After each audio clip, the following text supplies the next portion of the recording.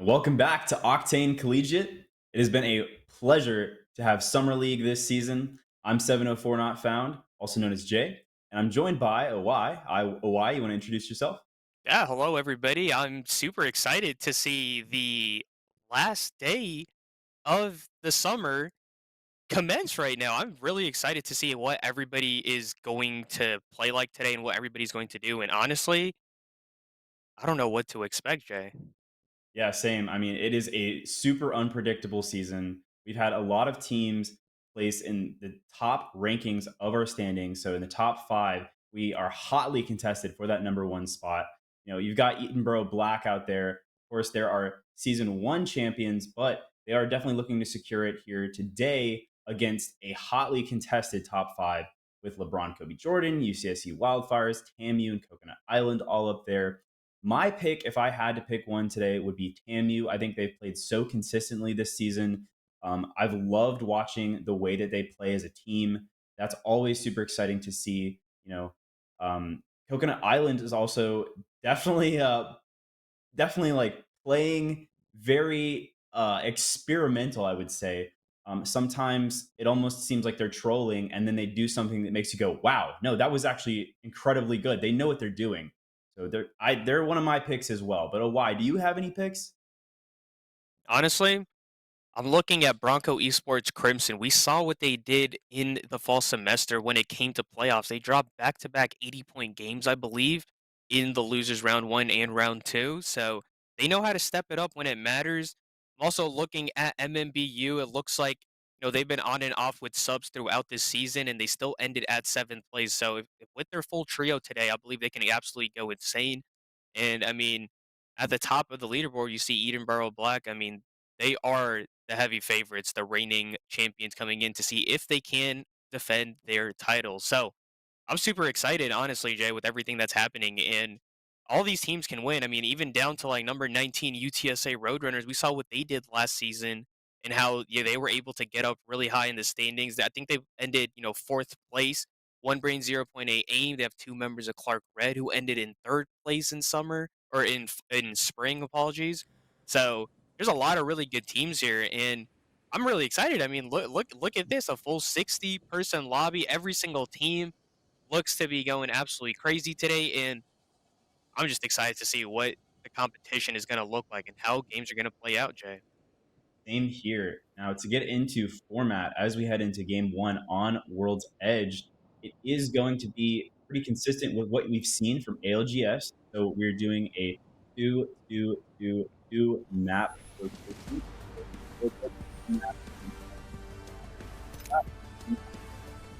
Map after that, Over and so there, a on, ring right? console. We are also doing match point format. So, after four games, we're going to play a minimum of four games. After four games, a team who has gotten at least a minimum of 50 points will be able to win it all if they win the next game, right? So they've got to hit that 50-point threshold, and then they've got to win the game after four games have been played to secure their grand finals champion standing.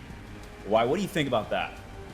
I mean, match point format is exciting. It shows that there's no team is really out. It's a different mentality going into match point format compared to your overall six games.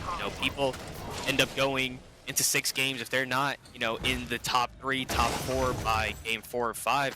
They don't really, have first place in reach. While in match point format, every game's a new game. If you win, you can keep everything going, and it really comes down to, can you perform when it matters here?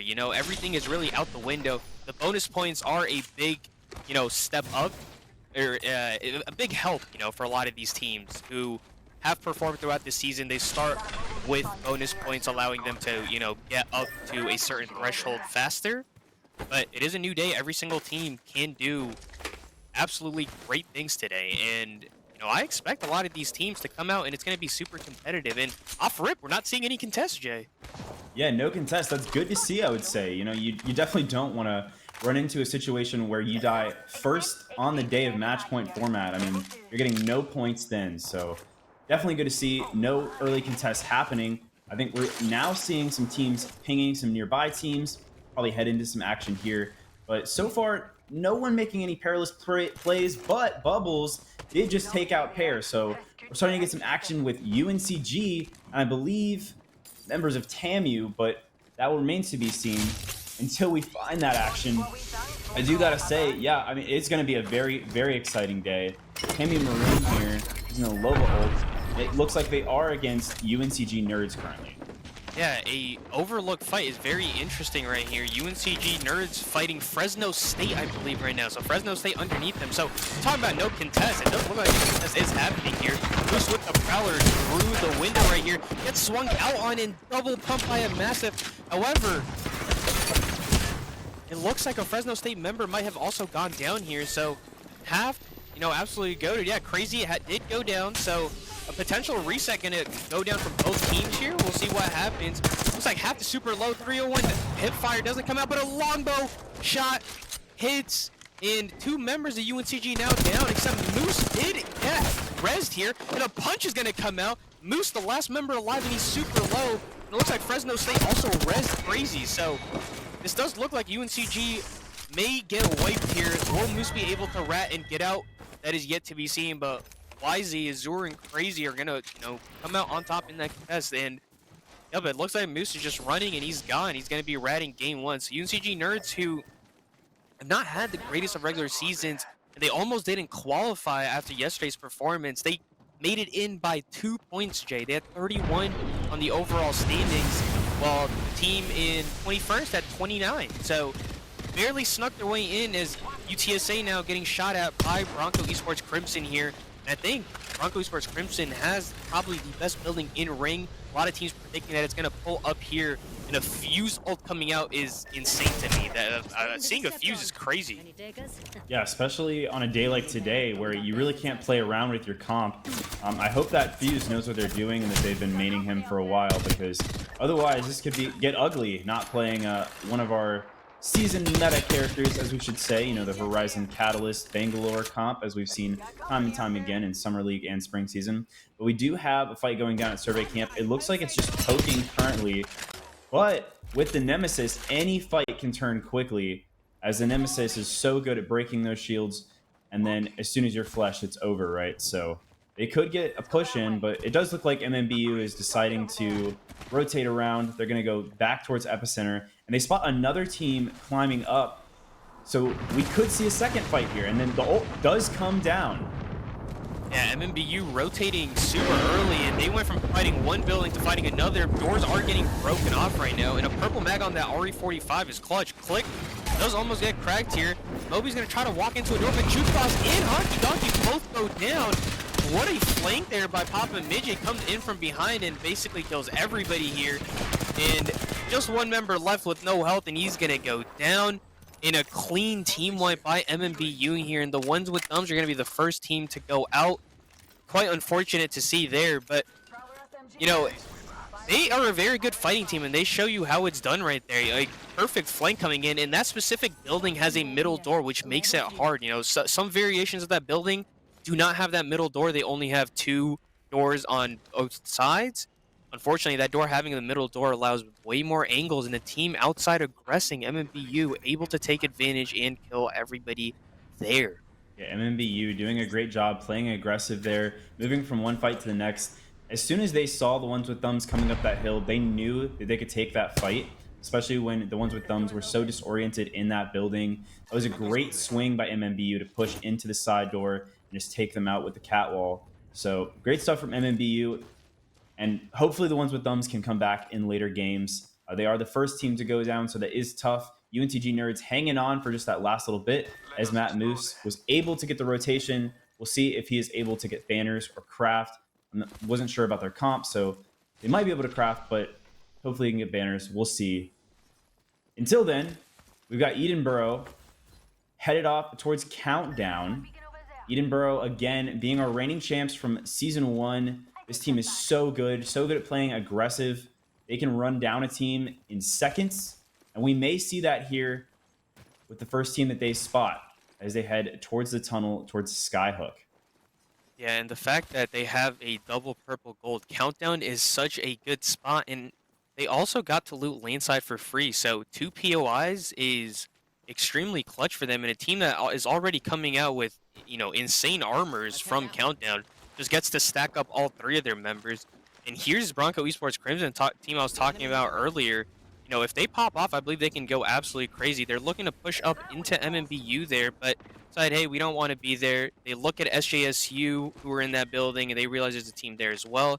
But they're just chilling on top of this bridge in a bit of an awkward spot right now, as Ring is starting to pull up, and it looks like it may pull down or up north to the Survey Camp Climatizer side, where Coconut Island is playing on that rock where the tracks are. So a bit of a hard ring to predict at the moment, as a lot of these teams are up in this north area. Only one team has gone down, and teams are still flying in as well. So a lot of teams wanting to secure space here, play in buildings, play on rocks. A catwalk going down as Trev Michi is going to go down. It looks like MMBU is fighting still. That's Team 7, I believe. And here's MMBU getting shot at as well. So great knock by Moby, but they are getting looked at from the bottom and the top. So, they don't really have a character to hold this building. So if they get pushed, it's going to be rough.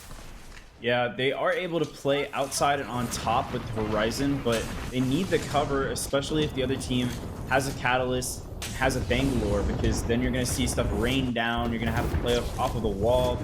But Trev Michi is down, so it doesn't look like the Bangalore ult will come out. Neither will the Catwall. So Kip is the only one left for one brain, 0.8 aim. That is tough for them.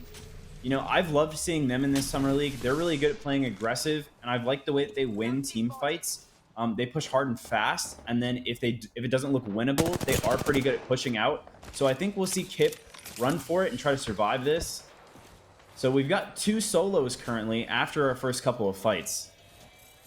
Yeah, and I mean, One Brain 0.8 aim, they've had a very interesting season coming into yesterday, which was the last league play day. They hadn't really done anything, and they put up a big performance yesterday to jump up into the standings and get into the top 15, I believe.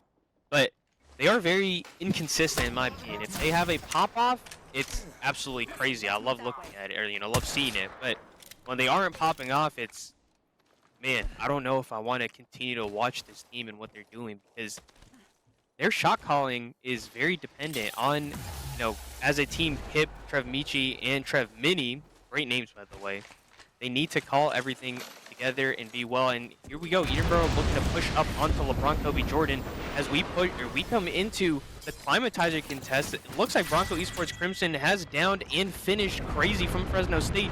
This is the team we saw take out UNTG Nerds earlier, have rotated all the way into Climatizer, but because of their fight, they weren't able to rotate as early as they wanted to, Jay, from Overlord. Yeah, Fresno in a bit of a frenzy here. They're down 1. They're on the low ground, and I think they're trying to figure out the best way to play this out, whether they rotate out now, try to get Banner, what is the best option. But honestly, here, GSTU has an opportunity to drop down and wipe them, or just prevent them from getting away. So GSTU could see some early points here. I don't know why. And we see the fuses in Nusi, which is, very crazy to see. Nusi held Fred for a good, month, 2 months at the beginning of this season. Big shout out there. But playing Fuse game 1, I mean, it's working out. They have a decent spot in ring as well in the building, and nobody contesting them. There's a team underneath them, but no teams, on the middle floor outside trying to push into them. So at the moment, GSTU in an okay spot. But as rings start to close, if it's not by them, I wonder what the rotation is going to look like. Here's Bronco Esports Crimson looking back at Epicenter. That's their brethren, same school there. Useless Aqua and Los Tres Gatitos. It's kind of funny to see, people from the same schools fighting each other. And, True. I may have seen that wrong or right, but it looks like Moose potentially res there. But here's a big fight coming out onto LeBron Kobe Jordan. And Edinburgh, who's pushing them the entire time, is now looking to push into them here. Seer ult's gonna come out, double Seer ult's thrown, I believe. And a big swing to the right coming in from Glow, and they're in ring. There's a member super low. They get a syringe off and Seer queued, and now Glow's gonna need to start going back. The line at 1 shot here by Yuxi. The line's gonna get taken down, and so is Slot. 1 member left, and it looks like LeBron Kobe Jordan gets held out in ring, and Edinburgh is gonna pick up their first squad wipe of what I believe to be many yet to come. Yeah, that's a tough break for them today. pushing against the ring, and Edinburgh taking full advantage of that, playing off of the corners, getting angles on them, and just wiping them quickly. That worked out well for them. And Wildfire's now moving up, though, and Wildfire's going to do the same Oh thing, my! hopefully. They might actually have the opportunity to do the same thing that Edinburgh just did.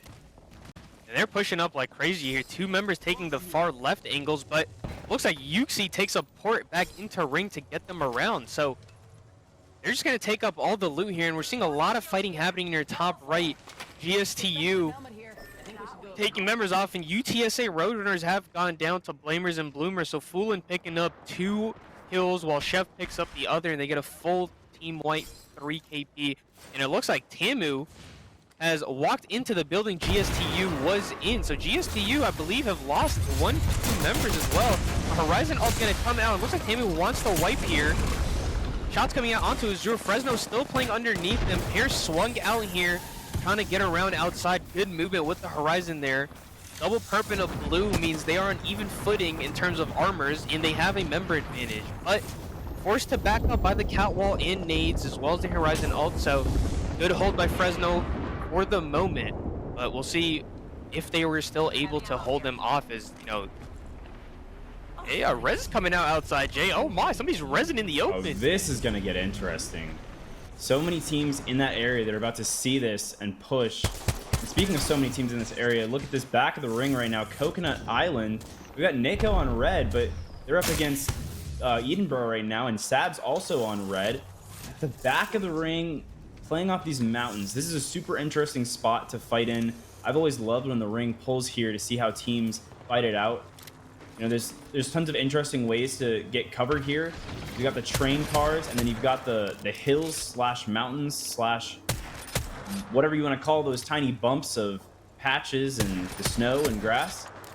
And it makes great for fights like this where you've got a 30-30 and you're trying to head glitch. And Neko taking too much damage there. Team 18 going out. That's UNCG Nerds finally eliminated, as it looks like Matt did get the res on Bubbles, but then they were just taken out moments ago. So tough break for UNCG Nerds. And now we are at 16 squads left as round 3 finishes closing. Yeah, and this is a great rotation by Edinburgh. We saw them in the tunnel getting pushed by UCSC, and Yuxi was like, hey, we're going to port through the back of a ring to the other side of the tunnel and come take where Coconut Island was playing. Coconut Island, they thought they had cleared their back, and they gave up that mountain area and moved to the train carts, which doesn't seem like it worked out for them. However, they are still alive for the moment as we move into MMBU, who have a lot of kills. Kill leader right here, Papa Midget, with 1,600 damage, pushing onto Bronco Esports Crimson here. And looking for Nemesis shots while they can. Farsaver's gonna get cracked, almost gets down as well. Crazem is low as well. So multiple members of Bronco Esports Crimson on flesh health, and MMBU's getting aggressive on this. They want to fight this, and they're looking for it. MMBU is on fire right now. The synergy that they're playing with currently is amazing and unprompted. Papa Midget popping in here, playing very aggressive, very quick, using the Digi to see through the smoke. Very smart. And they are going to get scanned here, but I don't think that's going to matter because MMBU's synergy is off the charts right now. And look at this, Papa Midget playing very aggressive, trying to kick down the catwall. And they want to push right in and fight this. Oh, and they swing out on them. Papa Midget's going to get taken down. Click is down to a 1 shot here. And Click also gets taken down. Bronco Esports Crimson might have just turned this entire fight around. Is Moby going to leave, or is he going to continue to play? He's going to Horizon Q his teammates up to try to res here. Zebu has gotten taken down. Crazem just trying to live, and as another team is pushing in, and UCSC pushes in and takes Bronco Esports Crimson out. And a big 120 there by Zetrix. Is MMBU going to be taken out here? Will they be able to reset? What a call there by Moby to Horizon Q and get his teammates out. As Blamers and Bloomers now are the team pushing in, so the 3 new teams are all pushing into this building because they all want the space here. Horizon Q to not let anybody inside get out, but everybody is healthy at the moment. L-Star shot's gonna come out, Fulin's gonna get taken out, and Papa Midget in your top right is gonna get taken out, which means that MMBU is still alive, though maybe not in the best up position. Anzio holding his Seer Q out, looking to Q somebody, and it looks like he gets a member of Los Tres Gatitos, who have also walked up here to third party. And UCSC control of this building. C was going to get cracked as well. Z-Trix down to one shot and a swing out by Mep. Is Mep going to be able to kill him? He's not going to be able to. And Z-Trix is going to get down by Ring, so that's not good for them. They're still good in the building, but they need to get this res off. An absolute chaos right now. Absolute chaos. Oh, they do have gold res, so that's going to help them out a lot in that building. But UCSU Wildfire is taking advantage of the perfect time to push on to that team. And then it's got to be said, MMBU, they do just now get eliminated. They did a great job pulling out of that fight before it was too late. So they're going to hold a few more points. And TAMU White also in the area now holding this mountain here, and that's going to be good for them as long as they don't get shot on by off of height. Team 12, which is Fresno State, was just eliminated as well. We're now down to 9 squads left, so teams now going to start picking up more points. And oh my, UCSC's getting pushed and they get taken down completely, Jay. We saw them winning this fight and they had Siwa at one shot and pulling down, but instead they've turned it around and given them the reset to die. And Noah from Los Gatitos gets very low, barely hangs on here and is alive on this corner. Upward Juggler taking damage as well, so everything's going off right now. Everybody's fighting a catwall to isolate this. We saw Tamu White, they jumped down and are with Caustic. Useless Aqua's going to jump out in front of them and going to completely leave, so Tamu White might get out alive here. As SJSU Big 87 Heady Nusi at one shot behind that and gets taken out. Perfect, stealing that kill there. Viking Cap now looking up, 37. These longbow shots are hitting. Yeah, he is so good with this longbow, and he has a golden mag on that. That's going to work great. TAMU so low, and because of that, he's going to take advantage, and Viking Cap not getting a kill cap there as TAMU taken out on height. And now it's Los Gatitos taken out from what looked to be the Catalyst queue, and then so much is happening, but Los Gatitos goes down, as well as RAT Rollers. And now Edenbro has one of the better spots in this ring, and they're looking right at Pear. Pear is low on health. 4 squads left now in a matter of moments as these teams push together in the final ring. Pear is taken down. This is the end right here for them. Actually holding on, but that nade might do it. Big shots, and it's just Edenbro domination right now. They just walked in. There's another member down there as well. They're going to get Chef down, so Blamers and Bloomers down to a duo. San Jose State playing the boxes there. They've been there from very, very early in this game. UC's hard whiffing right now, almost gets taken down. So SJSU holding their own for now, and they just have to make sure to not get angled out by the Edenboro members. As long as they can survive here, keep Blamers and Bloomers at bay, they will be able to, potentially put themselves in a good spot to win.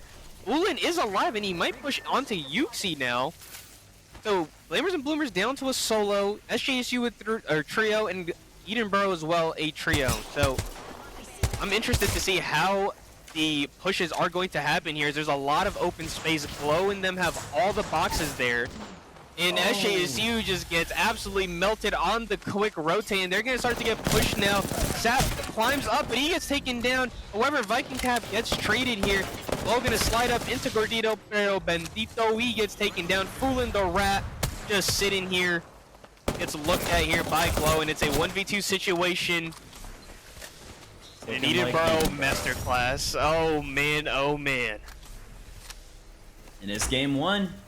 They take game 1, and again, putting their name out there as the reigning champions. Edenboro doing it like no one else, getting a great spot in that final ring to look at the final 4 teams, and, well, doing it like no other.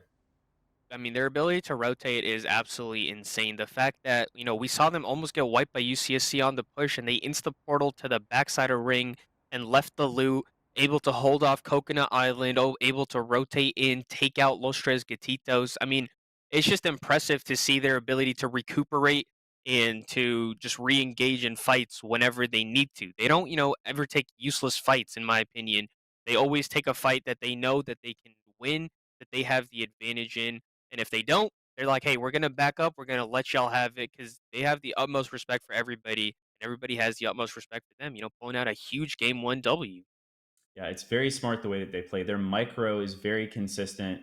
You saw them trying to cross on the cross there to get to the wall, and Edinburgh waiting for them to make that cross before taking the shots.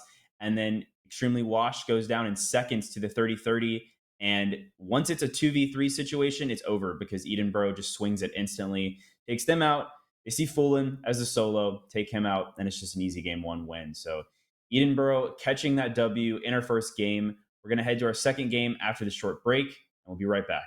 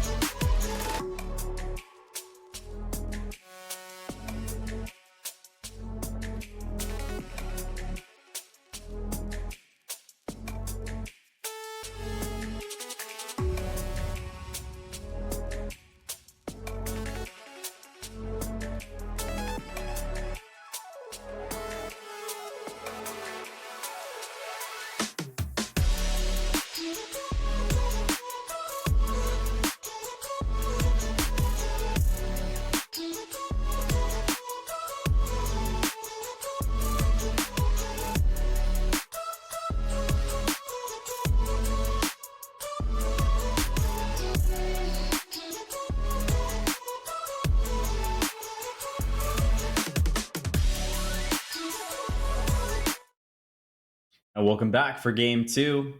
We're going to be on World's Edge for the second time before we head to a different map.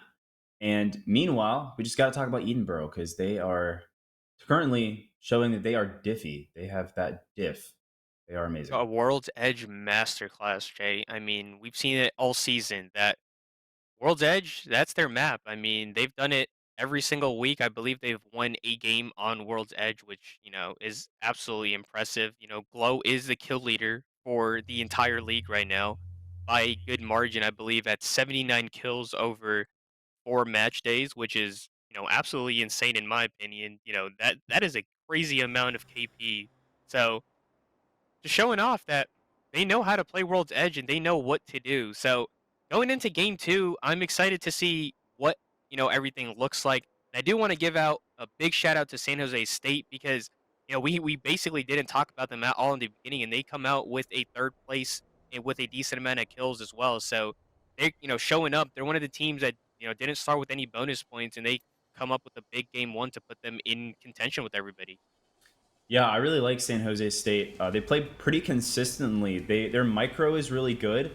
I think sometimes their macro leads them to die early, especially when we get into a lot of third party contests.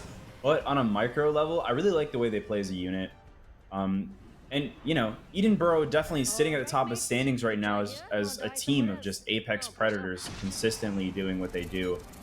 But everybody else, has a chance to put points on the board and get up there with Edinburgh. In match point format, like we were talking about before game one, we'll talk about it here before game two as well. Is that just like there is an opportunity for anyone to win. If Edinburgh cannot win after they meet that match point, then it doesn't matter because someone else will sweep in and take their first place spot. So I'm really excited to see how things shake up here in game two. It'll be interesting to see if we see any more contests. It does look like that contested overlook is going to happen again. UNCG Nerds landing with Fresno State. We'll see if anything becomes different here. Maybe they get a little bit better loot and get to finish the fight on Fresno. But for now, it remains to be seen. Yeah, and I think that UNCG has the better side as well here. Azur's grabbing, 4 or 6 bills, I believe, down there, and they have 2 buildings. While UNCG has the circle building, they have the ability to play the silos, and they have the little building in front as well. So, I'm surprised that UNCG lost the way they did last game, but, Fresno State showed their ability to swing out when they need to. But this is a new game, and once again, this is only game two, so even if UNCG loses this contest again, it's not the end of the world here. But Fresno State pushing up into the same building they did last time, and they're looking to take the same fight in the same building again. So, Crazy walks in and Wow. Hafteishi, Mr. Haft, he's walking up all ignorant, gets 150'd by the 301, and once again, Fresno State has a member advantage by a lot here. And oh my goodness, they're just on the stairway. Crazy takes no damage. And 46 flush onto the member. Matthew Moose is gonna go down. Now Bubbles is down to a solo once again. This is insane. I mean, I don't know what the aim is. UNCG Nerds trying to play in this building, but this building was not as playable for them as it was for Fresno. Fresno already had all of that open space to look over, including that building as part of the area of overlook that they were able to look at, right? And so when UNCG was at the back of overlook, I guess they just decided to push up as quickly as possible, not aware that Fresno had that much space already locked down. And that's what really led to them trying to get into that building as quickly as possible, but not quickly enough. Haft gets caught on the stairs, and that is the moment that fight turns. So Bubbles does have purple shields and is going to rat it out as a solo, try to get the res on his teammates for now, but until that happens, UNCG Nerds almost out of contention in game two.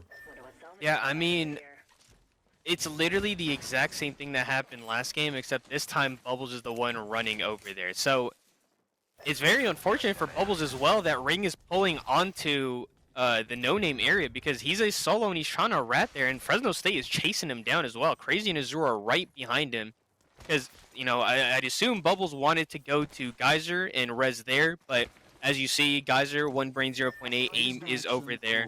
And, before we get too far into the game, I wanted to mention a very interesting thing that I saw is that throughout the entire season and yesterday, we had a Tamu Maroon and UTSA contest happening at Lava Siphon, but Tamu has decided to go to Frag East and Monument instead. So, interesting to see that UTSA has taken full advantage of that, especially when they were the team that is at 19th place overall while Tamu's at 4th. But speaking of Tamu, here is their white team running away right now from UW, Wizard, Ricky, and Fur Tree Man.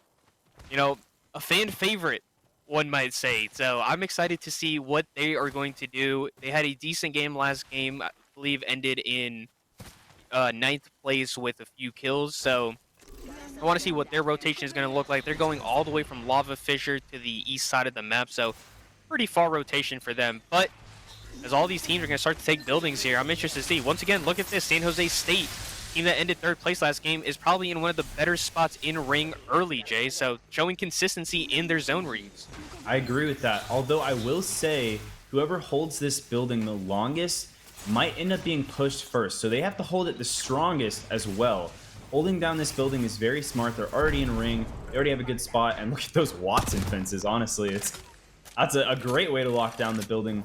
But they do have to show presence, and they cannot let this team in front of them do more than a lick of damage to them. Otherwise, it is going to show that they're weak and easy to be pushed on. So they need to do well here. And Extremely Washed already is taking damage there. I don't know. That's making me feel a little nervous for SJSU. Yeah, fortunately they have Watson, so they can just sit in here and heal their shields up as long as they don't take too much flush damage. But I'm a little bit concerned for One Brain 0.8 aim because it does look like a team is on their back. So it'd be very interesting to see what they're going to do. Here's Tammy White, and they've rotated all the way around. Kilgoss did get taken out at the very beginning of the game by Navan, I believe. So UTSA did get a shot there. There goes Bubble. So UNCG Nerds out early again and with 0 points, I believe. Yuxi, however, from Edinburgh is picking up kills here. I see Seaweed has gone down from Northwestern University. So bit of an interesting fight going on. And gold armor for Honky Donkey. That makes it, you know, a fire name, by the way. Makes it very playable for them. They're going to be playing Edge for very late. There's nobody close to them, so they can rat it out. And an SJSU member is going to go down, Jay. You were talking about earlier. They're taking too much damage, and they overpeak and go down. Hopefully, don't get finished for their own sake, because playing as a duo in that building is not going to be fun. Yeah, not great, especially when they're playing on that porch. That porch is kind of wide open. There's not really like a lot of cover on the sides of the porch. And so I think they did just overextend there. This is interesting, though. Watching Northwestern, I see lead running Rampart. We don't normally see that in competitive. We don't also see Lova as well. And since the nerf of Valk in the recent seasons, we also haven't seen a lot of Valk. So this whole entire team comp, very interesting to see, but it might work well for them. They have the rotations, they have the loot, they have the shields slash barriers to block up doors and such. They've just got to not do what they're doing right now, which is taking a lot of charge rifle damage into this truck. They might have to eventually move or reset. But Edinburgh actually getting caught on the cross right now. This is unexpected. All right, Rollers on height. And they know that Sab is alone right now, and they want to shoot him. And Yuxi does get taken down, Sab as well. Now in this little corner, will the longbow shots hit? And whiff's happening, but a 44 comes out there very, very low. Yuxi's going to get finished, but MMBU is on that other side walking up right now. So RIT Rollers, or RIT Trollers, as you know, people have been saying, gonna just back up a little bit. In with Triple Blues trying to get up to perps. Playing that height is really good for them with snipers so they can farm up their evos, but able to, you know, get a member of Edinburgh. Now, will Edinburgh be able to reset? We've seen it multiple times. Somehow, some way, they get to a res beacon and get their teammates up. Now, will that happen again? I'm curious to see, as Mep is going to take out Jukebox. So, the ones with thumbs down to just the solo. Honky Donkey Mock Goat just walking around as a solo.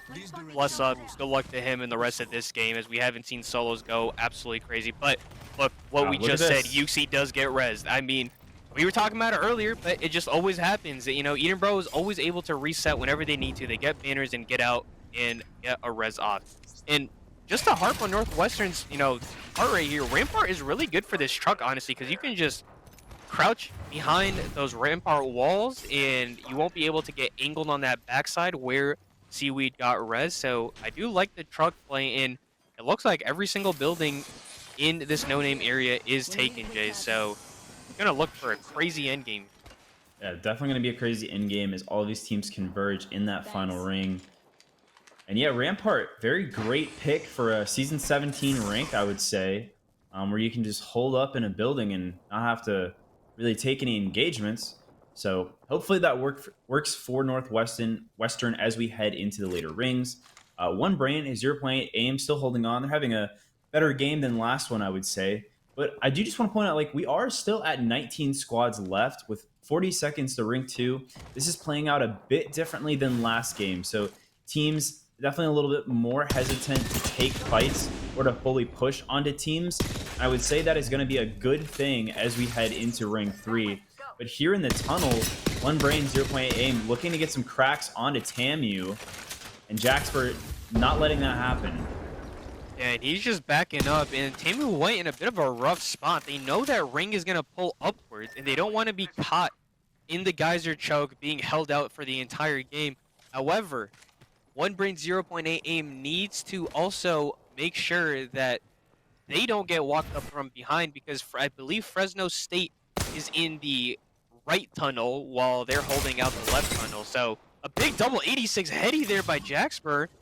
What? Oh my goodness, huge damage there. Wingman. And let's see if they push up onto it. One Brain 0.8 aim backs all the way up. Trev Michi down to one shot there. And, you know, they've backed up very far. They've given up all this space. And will they be able to hold this? You know, the back door seems to be catted up, so they only have to worry about the big door and anybody walking up in front of them. A bit of an okay spot for them. MMBU now looking to fight. There is teams close. They're just going to be jumping up and down. RIT Rollers right on their left side here. They do see him. Reed, Arctip, and Max Senpai. Car shots coming out there. Papa Midget going to look down from height onto Reed, and Reed gets super low. Click low as well. And good swap to the 99 to get it out, and RIT Rollers get fully wiped by MMBU. MMBU is playing very, very good today. You know, we were talking about how SJSU was playing Edinburgh before the game started, but honestly, I've loved what I've seen from MMBU. I think they had just an unlucky break in the middle of last game. But oh, and speaking of unlucky break, it looks like that's happening here as LeBron Kobe Jordan pushed right up on them. The ult rains down. But MMBU was doing wonderful before this. And Sloth was taking damage. Yeah, oh man, I mean, LKJ with a very interesting push. The fact that they are alive is literally attributed to the fact that Sloth is doing great, able to queue out. Because there were charge rifles and things coming out from everywhere. GSTU also down to a solo, and this is a great spot. It's hard to see because you're sitting right beside the geyser, and if people try to walk up, you can just take the geyser out. So very, very good spot for UC here. Let's see how long UC can survive for over there. And there is no seer on Flamers and Bloomers, so they're probably not going to catch UC for now as they rotate in. But I was talking about earlier, Jay, this tunnel fight, if they walk up behind, they're going to look to fight this. And One Brain 0.8 aim is still holding out Tamu White, and Fresno State is on the high side of the tunnel. So Tamu White might get pinched. However, Blamers and Bloomers is walking in on the right side. So this might turn into an absolute mess fest. Yeah, and this is smart. You know, they are throwing out the cat Q. They're trying to play the angles as well as possible. This could be a One Brain 0.8 aim win there in the tunnel. You know, Tamu trying to push out from the vault is not going to have the best cover. They're not going to really have a... They're going to have to move very fast to get to their next cover from behind that truck. So that could be a very interesting contest. Fresno State also chilling up here. This tunnel is looking ugly for the next ring. Yeah, 4 teams in here, and, you know, once this ring closes, these teams are good for now in that ring, but it is going to be rough to play that. Look at your bottom left as well. UW on a choke, and Bronco Esports Crimson on the other choke, with UTSA behind both of them. So I want to see where UTSA decides to go. Will they put an evac tower down and try to fly over? Will they push up into UW, or will they go around to Bronco Esports Crimson? Regardless, neither of them in ring. And UCSC now getting shot at by Edinburgh. Mep is going to get taken down. Tamu White still holding this area, slowly inching their way up the staircase with caustic traps. So, I mean, Fresno State is in a bit of an interesting spot here, as I can't believe Tamu White has somehow made it out all the way over here. And look, they did fly in here. Kuzer gets taken down by Fur Tree Man in finish. So UTSA took an evac, lost a member for it, but have 2 alive, and we're able to rotate over. Glow and Sab are both going to go down in your top right. MMBU and UCSC both pick up kills onto Edinburgh. So Edinburgh down to a solo member, I believe. Yuxi is the last one alive on Wraith. And yes, it is just Yuxi left, porting out, hoping to stay alive here and not get looked at. Still going to run. It's going to even queue, and he's getting chased. Papa Midget is also a solo. So technically a bit of a 1v1 here. Papa Midget looking right and left to see where he went.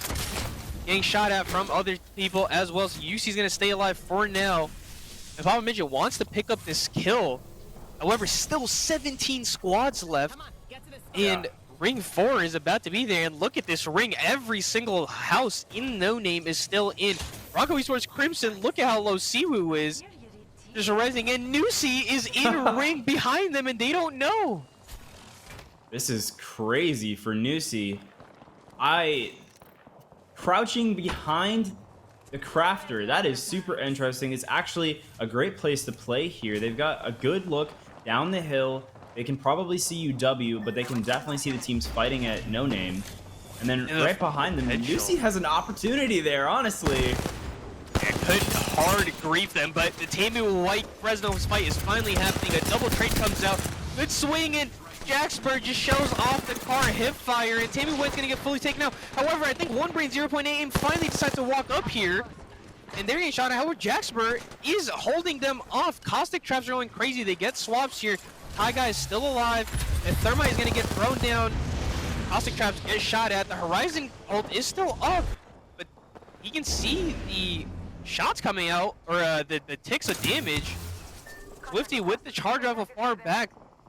I'm surprised they're not playing a little bit more aggro up here. Caustic can go absolutely crazy, and LeBron Kobe Jordan is right behind them pushing up as well. Oh, no. So they now have to play this little spot. With Caustic, it is doable as long as they put traps down and hold LKJ off. Now, will they be able to do that is up to them, and what is their stability looking like? Who knows? But Taiga is getting res. Looks like LKJ isn't pushing. Nusi still alive. Bronco Esports Crimson has left. UTSA goes down in your top right corner, so they are out as well. And a potential fuse ult coming out here from Nusi to ape everybody. UW is the team getting griefed right now. Fuse Qs and everything coming out. Wizard gonna throw down a catwall to rotate. Is Nusi gonna be able to pick up kills there? Potentially. Jaxper's gonna get taken out by Ring there. Nusi does get taken down, however, UW is a bit of a rough spot. They all got up with the Horizon Q onto the roof here. Jay, this is a great spot for them. And Flammers and Bloomers go down right there. Now we're down to 12 squads, so we just went from 17 to 12 in a matter of seconds as this ring pushes in. And we just lost Tamu White as well in the tunnel. And UW, if they can play the top of this roof, they actually have a great spot to look at all of these teams. But inside Coconut Island, there is so much utility that they have to wade through now as Edenborough taken out, as Yuxi goes down. There's two teams fighting underneath. One brings 0.8 aim. They got traded by two different teams there. They're getting looked at by... Actually got one knock and Ina got the other. So LeBron Kobe Jordan picks up one kill there, and Tamu Maroon picks up the other. So it's interesting to say that they weren't able to get deep inside because that is a safe spot, but they just weren't able to get far enough underneath. Trev Mini gets taken out as well. So Kip X is the last one alive here. Wizard is looking to see where Coconut Island is and if they're peeking out too far. And there is a building in ring that is not taken, Jay, that I believe a team walked up out of. Here comes Sloth with the Wraith Q, or the Wraith Portal, walking up in. He heard a res come out from Kip, but he doesn't know where they are. So he's going to take the port back to the far right side here. And nobody knows that that building is open, so nobody's going to come take it. Los Tres Gatitos barely made it in. They squeaked in with the first place 11-point win yesterday that got them 20th place overall and got them into this finals, and they are in the game-winning position. We talked about SJSU early, Jay. They are still in a fantastic spot. They've been there from the beginning of the game and are still in ring. So UCSC also went into the building. They set it up just to say that, hey, nobody can come into that building. That's ours while we play outside. So 10 squads left. While this ring closes, I'm scared. Yeah, same here. And UW, oh, I was just about to say that they have a great spot on the side of this building, but they're taking a little bit too much damage. They need to look down and cover all of their corners, and they need to also grief this right here on the left side of them. Coconut Island needs to be taken out if they're to progress, but oh, one of them goes down, and Sihu now low. UW Huskies have to jump off this building before the ring catches them. And Wizard, oh no, Wizard goes down, and Fort Sniffer trying to play off the rocks. Bronco Esports Crimson has to heal on this little sliver of cover off of this rock. That is not looking good for them. As we see Los Tres Gatitos come out and play the side of this building, they have an opportunity to look at this fight on the left, and they also can look backwards to ring to wipe at least 3 different solos or duos at the back of this ring. This is getting crazy, OI. See Yeah, and you! a 78 heady there. See who drops down to grab the swap. Extremely Watch is staring at both of them. Big shots onto Zetrix as well. Cebu is going to get taken down. Bronco Esports Crimson goes out at 6. And every team now is a full team. There were 2 reses happening underneath SJSU's building, but it looks like LKJ is back up to a full team, dropping swaps just in case they get pushed. UCSC as well now on this height with double gold and red. I'm curious to see if anybody is in that building, and it looks like one brings 0.8. There's still nobody in the building in front of UCSC. So we have Los Tres Gatitos in full control of one building, SJSU in their own building with 2 teams on both sides. LKJ on the left side, and I believe on the right side is Tamu Maroon, Aaron Fiddle and them. And on height at the Rock, UCSC. So an absolutely stacked final 5. So and these teams are, I think 4 of these teams are in the top 5 overall. So I want to see how this is all going to play out. Sloth almost gets knocked here by Zetrix. And I mean, this height is a fantastic spot. Yep. LKJ in a very tough spot to play, and that Horizon Q ultimate might just do it for them. If Wildfires can continue to look at this nade actually might be the death of them. I mean, they're just in a very tough spot to play, and that nade does get damage in there, and they just have to look down and pop a few shots. Oh, even slowing them, and look at where they're playing. LKJ backed into the corner. They're against the ring. They have no cover to play off of as they move, and this might be it here for them as Wildfires rain down, but Team 4 Tamu Maroon goes down, and now we're down to 4 squads left. The Wildfires in a great spot, as well as SJSU San Jose playing on the top of that building. They have to get looks at Wildfires as soon as possible. Wildfires now playing off the truck, and inside the building, I don't even know if they're going to be able to make it out. But look at where SJSU is. This is peak. They can break slot there. Oh, they're getting queued up on right here. UCSC decided they're going to take the height. There's one member of SJSU up there. SJSU dropped back down. They're going to turn on Anzio. Anzio's going to get taken out. Alternator one shot, a punch comes out. Rotito, pero Bendito, he's chilling here. 2 spots left. Alternator shots coming out, and they're not going to hit. And Los Tres Gatitos are going to win the game. They were, them and SJSU, the 2 teams that were in a building from the very beginning, fight each other for second and first place. Fantastic win by Los Tres Gatitos, and it just shows that Match Point is a new day. A team that sneaks in to the finals yesterday comes up with a huge win in game 2 here before we head into Storm Point. In absolutely fantastic work by them, Jay. Yeah, you called it. You know, they had that building for so long. And in that final ring, especially, you know, they held their positioning so well, knowing that there's like 5 teams outside all shooting at each other, that they have to wait until the final moment to push out. And then once they do, it's really just a 2v1, and they clutch it easily. So fantastic job for Los Tres Gatitos. And we're going to head to Storm Point on our next game. So we'll be right back with that. Super exciting stuff. We'll catch you then.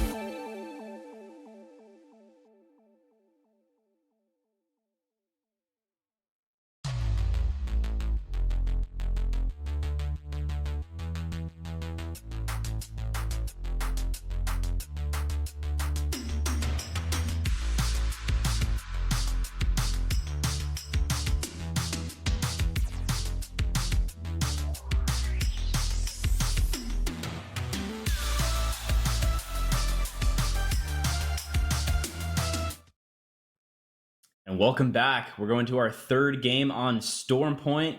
Super exciting as we switch maps. Hopefully, some of these teams can shake it up, do a little bit better than they did on World's Edge, or consistently, keep up the consistency and do as good as they were doing on World's Edge, such as Edinburgh holding that number one spot. But why? What are we seeing here? And I mean, look at the standings right now. Edinburgh with a huge lead. I believe they dropped a 18 kill win in game one. And with the 10 bonus points and with the bit of placements they have last game, they are almost on match point. They're almost up to that 50-point threshold at 42 points right now. They are, in my opinion, a very inconsistent Stormpoint team. While World's Edge, they're very consistent. Stormpoint is rough for them, in my opinion, landing at Bean, which who knows if they do that today, but very interesting for them. But look at the standings going down. UCSC in second with Los Tres Gatitos and SJSU tied for third. Jay, that is surprising to see. Yeah, we were talking before game one started about how hotly contested our top five is. But honestly, our top eight is hotly contested. All of these teams are very close together in points, except for Edinburgh. And MMBU has been on fire today. UCSC Wildfire is playing very consistently, especially in their placement. And look, they've got 12 kills. So, if they put more bigger points on Storm Point, they could also come back. And SJSU as well, your sleeper pick, they're doing fantastic stuff. Winning game two, playing very well in those final rings. I'm loving what I'm seeing from San Jose. What about you, OI? Yeah, I'm super impressed by them. And going into Stormpoint, I believe they historically land at Checkpoint, which is also where Tamu Maroon lands at. So Stormpoint has usually always had more contests. So I'm interested to see where contests are going to happen and who's contesting who, because I think this map is where UCSC and Coconut Island can both go absolutely insane, and they do both land beside each other. Coconut Island lands at oh man, I can't even remember off the top. Launchpad, I believe, and UCSC has usually landed at Fish Farm. So if they land beside each other and Coconut Island goes north and wipes everybody, and UCSC goes left and wipes everybody, we might be in for a very interesting game. But let's see if there's going to be any contest happening and where teams are going to be going. Yes, MMBU certainly. seems to be going Wall. Reed and RIT Rollers might be going Sino. And it looks like Mill is going to be fully given to Edinburgh. So Edinburgh has Mill and Bean. They won't just have Bean this time around. As everybody flies into the map, looks like nobody's contested yet. And it looks like Checkpoint has been given up to Tamu Maroon. That's a big Oh, checkpoint man. for them to take. And honestly, when we look at the bottom of our standings, game one and two on World's Edge, UNCG Nerds having, quite frankly, terrible games and being wiped off drop. So hopefully that changes here. But it looks like they're contested again at Command Center. Oh, man. Blamers and Bloomers seem to be contesting UNCG Nerds. So UNCG Nerds getting contested on both maps is rough, Jay. Oh, Very. man. One team probably landed up on height and one team landed on the low ground. I wonder how that contest is going to happen. And you also see One Brain 0.8 aim is walking up really quickly to potentially third that fight. So two teams that, in One Brain 0.8 aim and MMBU, they don't really, or Blamers and Bloomers, they're not in desperate need of points, while UNCG Nerds are at 0 points right now and need every point they can get. So this would be a very rough contest once it does kick off, if it kicks off. But it seems to be, mellowing out right now. Yeah, it's rather calm. We're not seeing any fights taking place. And Tamu Maroon has, quite frankly, probably the best positioning on the map, as they have all of Checkpoint to themselves. The ring also pulled towards them, so they could rotate left or right to get some more loot if they wanted to, and sit in a building up here at Checkpoint, wait the ring out, scan ring console. So they're actually, quite frankly, in a great spot. And One Brain 0.8 aim also in a great spot, as they have Stormcatcher up here with the Crafter, so they'll get some extra loot. But I think the only contest that we're really going to see here is UNCG Nerds Although we are seeing a scan come out here down at Barometer, so this could be interesting for Bronco Esports Crimson. And we were talking game two about how they've been playing. I love what I see from them week to week. I really like how Krazum is just an insane fragger for his team. But I want to see more from them today. I want them to put points on the board. I want them to win games. And if they're going to do that, they need to win this contested barometer. Yeah, and it's the ones with thumbs pushing up onto them with a charge rifle as well as a prowler and nemesis. So I'm interested to see how this is going to go. And to harp on your point about Bronco Sports Crimson, I really enjoy how they play the game. They're very consistent. Krazum and Siwu, both in my opinion, absolute goats at the game. And consistency will only get you so far. They can be consistent and get slowly get points. Like if they get 10 points every single game, it's a consistent build up, but they need a pop off, they need a win to actually do something. And that's the only way you also are going to win today is you have to end off on a win once you get to 50 points. So will we see a pop off by Bronco Esports Crimson, or will they continue to just be very consistent in their game?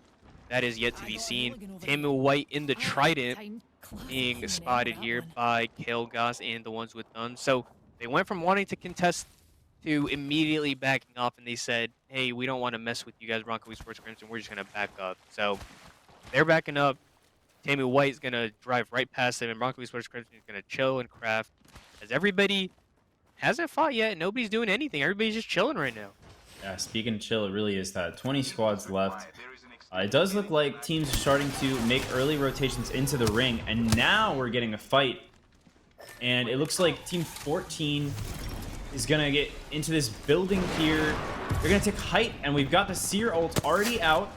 So One Trick really has to play this smart and not get cracked if they want to get into this building and get a pick. Getting taken down.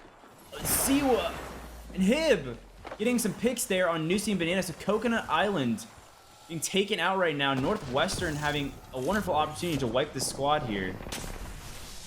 Alright, Hib gets a ton of damage here. They need to make sure they play their advantage because they have they had a 3v2, but now it's down to a 2v2 right now, and they just can't get onto height right now. One Trick and Seaweed just chilling together. I'm not sure if Banana's been finished or not. It doesn't look like it, as there's still 60 people up in the feed. And a big swing gonna come out. Seaweed's gonna get cracked here. Hipfire with the car is gonna get taken out, and Coconut Island turns it around after getting knocked first. Rain and Nico are gonna be able to come down. Art, great stuff by him with the flank coming in from the bottom. As both members want to shoot Rain, and Art was like, hey, you're gonna let me walk up the stairs, I'll take it every day of the week. And Coconut Island, I was getting scared for a second because in my opinion, they are one of the better Stormpoint teams, but they were able to reset and were able to get the wipe and play the building. And Ring is also blown towards them and up towards Cascade. So this will be a very interesting close if it does pull the Cascades, Jay, as we've seen 12 squad Ring 5s in the past. Yeah, big wipe for them, big turnaround. We are going to see a lot of teams in these late rings on Stormpoint. But that is tough, for Northwestern University. I was wondering why Seaweed did not pull out the Rampart ult on the stairs. I think that probably would have allowed them to, take the stairs back and possibly get Banana to back up, but tough break for them. Great reset by Coconut Island, and Coconut Island going to have a good spot in ring as well. UCSC Wildfire is also moving up, trying to craft before the next ring. So a lot of these teams are playing up towards the northern part of this ring near Cascade. I'm interested to see how many more teams fight on the edge of Cascade, because as soon as you do that, you get into a third-party situation. And speaking of third parties, MMBU. They're fighting Coconut Island again, and guess who's got down first again? Banana has been down first once again. Now, will Art and Rain be able to pull this one out? I'm not very sure, as MMBU, we've seen historically great fighting team. Big swing with the car, 134. Oh. And Moby's not close right now. Nigo does get a crack here. You see shots coming out. He gets a knock out to Midget as well. Now, is he going to be able to somehow win this? Gets a crack here as well. And he almost just 1v3'd Moby, able to play the knockdown shields. And MMBU ekes their way out of that one. They got very scary, very fast, and Coconut Island almost clutched up another fight in that building. But Banana needs to somehow not go down first every single time. Emu White as well playing Rampart on Storm Point, moving away from Caustic, which we saw on World's Edge. And they also have lost a member playing this building early. Dash is going to go down in your top right. To the So ring. GSTU has fully gone out as well. And a lot of That's teams we tough. talked about, there was a lot of teams alive for a long time, and we've just seen a ton of teams die. So compared to World's Edge, coming into Ring 2, we've had 19 teams every game. This team, we only have 17. Yeah, 3 teams go down in a matter of moments there. And wow, Moby on the cross with the Nemesis taking out Upward Juggler. And that's going to leave it open for them to push through the window of this building. Oh, but Papa Miggett taking shield damage there, and Moby going down. This is being turned around quickly as MMBU losing to a third party now, and Click Oh, might be dead in the man. water. This He is is getting rough. praying and hoping. They only have one entrance to play in here. If they try any other entrances, they're getting shot at from up top. Midget gets taken out to one shot once again. He's gonna bat in this little corner. So they have to play this south side to get into the building, or else you have Blamers and Bloomers absolutely harassing them. This time he's shooting at Aqua, who's gonna try to get in, and Aqua gets Ooh. headied. And is he gonna get finished? Stays alive for now, and Team 13 is going to get taken out. Siwa and Chef both picked up kills onto Los Tres Gatitos, and MMBU as well gets taken out. And I'd be really, really mad if I was Los Tres Gatitos, because Yeah. they basically just got creeped by MMBU. What Now an Tamu upset White. that is in the standings, too. Yeah, Those teams in our the top team's 5. tied. Oh, and speaking of which, Tamu White dying in that building, so more upsets in the standings as Tamu will fall further today. The Rampart ult coming out. Guess who they died to? It's Glow and Company, who are now only 6 points away, I believe, or maybe 5 points away from getting to that match point. So, Yep. Game 3, this might be the game where they get to 50 points. Just a reminder for everybody that is watching, match point eligibility starts at Game 5. So the first time you can actually end the tournament is Game 5. A minimum of 4 games needs to be played. So it'd be nice for Edinburgh to get to that 40 points and build on their lead in Game 4. And this poll is going straight to Cascade. Look at the amount of teams that are all in. However, that middle building doesn't have a single team in it. So very interesting to see. Yuxi's going to take down Ricky in your top right. So UW is losing members as well. And it looks like Edinburgh wants to clear out the entire left side of zone on the other side of the mountain. Great sentinel shot there by Axie onto UCSC. And a lot of these teams sitting at this 20, 25 point threshold, they put up a big win here, or a big game or a win here. They're going to move up all the way to the high 40s. So that'll be really integral going into Game 4, where they could get to that match point. So And- Game of Maroon in a good spot right now. Rotation really matters here. Getting a building is going to be so helpful as we move into this next ring, because really, if you can hold one of these buildings until we get into the 4th ring, until there's about 8 squads left or less, that's going to help you out so much in the standings, especially when Cascade is our final ring. That is going to lead to a lot of teams converging all together at once, and you can get more picks that way. So play the chaos after you've played it smart. Hold the building down for the whole game, and that's the way I would play it, quite frankly. And hopefully some of these teams are starting to realize that as they push towards Cascade. But there is something to be said. If you aren't already at Cascade and you try to play that now, you can be caught in a fight for the rotation to Cascade. Such as now, as we see them fighting on the edge of the ring. It's ones with thumbs, and Jukesbox almost goes down there. Literally one shot. However, they are going to finally get him. Trev Mini as well is going to pick up the knock onto Honky Donkey. Now, Kalegas in a 1v3 situation, not going to be able to do anything. And the ones with thumbs go out early. One Brain 0.8 aim is going to pick up early KP, which they desperately need. And fantastic fight by them, clearing it out very quickly. They are, towards the bottom right now, I believe, 16th place with only 7 points. So they've doubled the amount of kills they've had in the first 2 games with that squad wipe right there. Fresno State, very late rotating in here. San Jose State, they are in ring, but they're in a bit of a awkward spot here, playing underneath, and they're going to have to move up to Cascades, I believe, But look at Cascade, Jay. There's only 2 teams in there. Everybody's around this area where UW is, who did get Ricky back up. So they were able to hold off Glow in Edinburgh.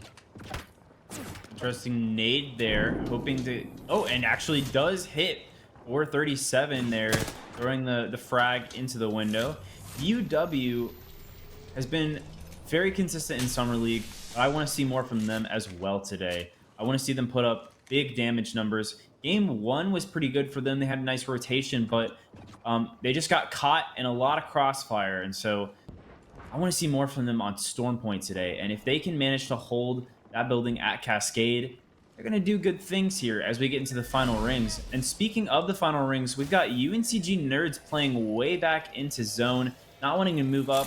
And they finally do at least move up to the edge of the ring. But I think they're playing this very, very safe considering their game 1 and 2.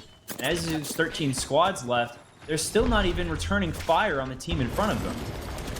And they're just going to catwall and run out to the right. That is their goal here. Fortunately, that catwall is going to block off the rock angle for now. Peachy is going to get down to 1 shot here, though.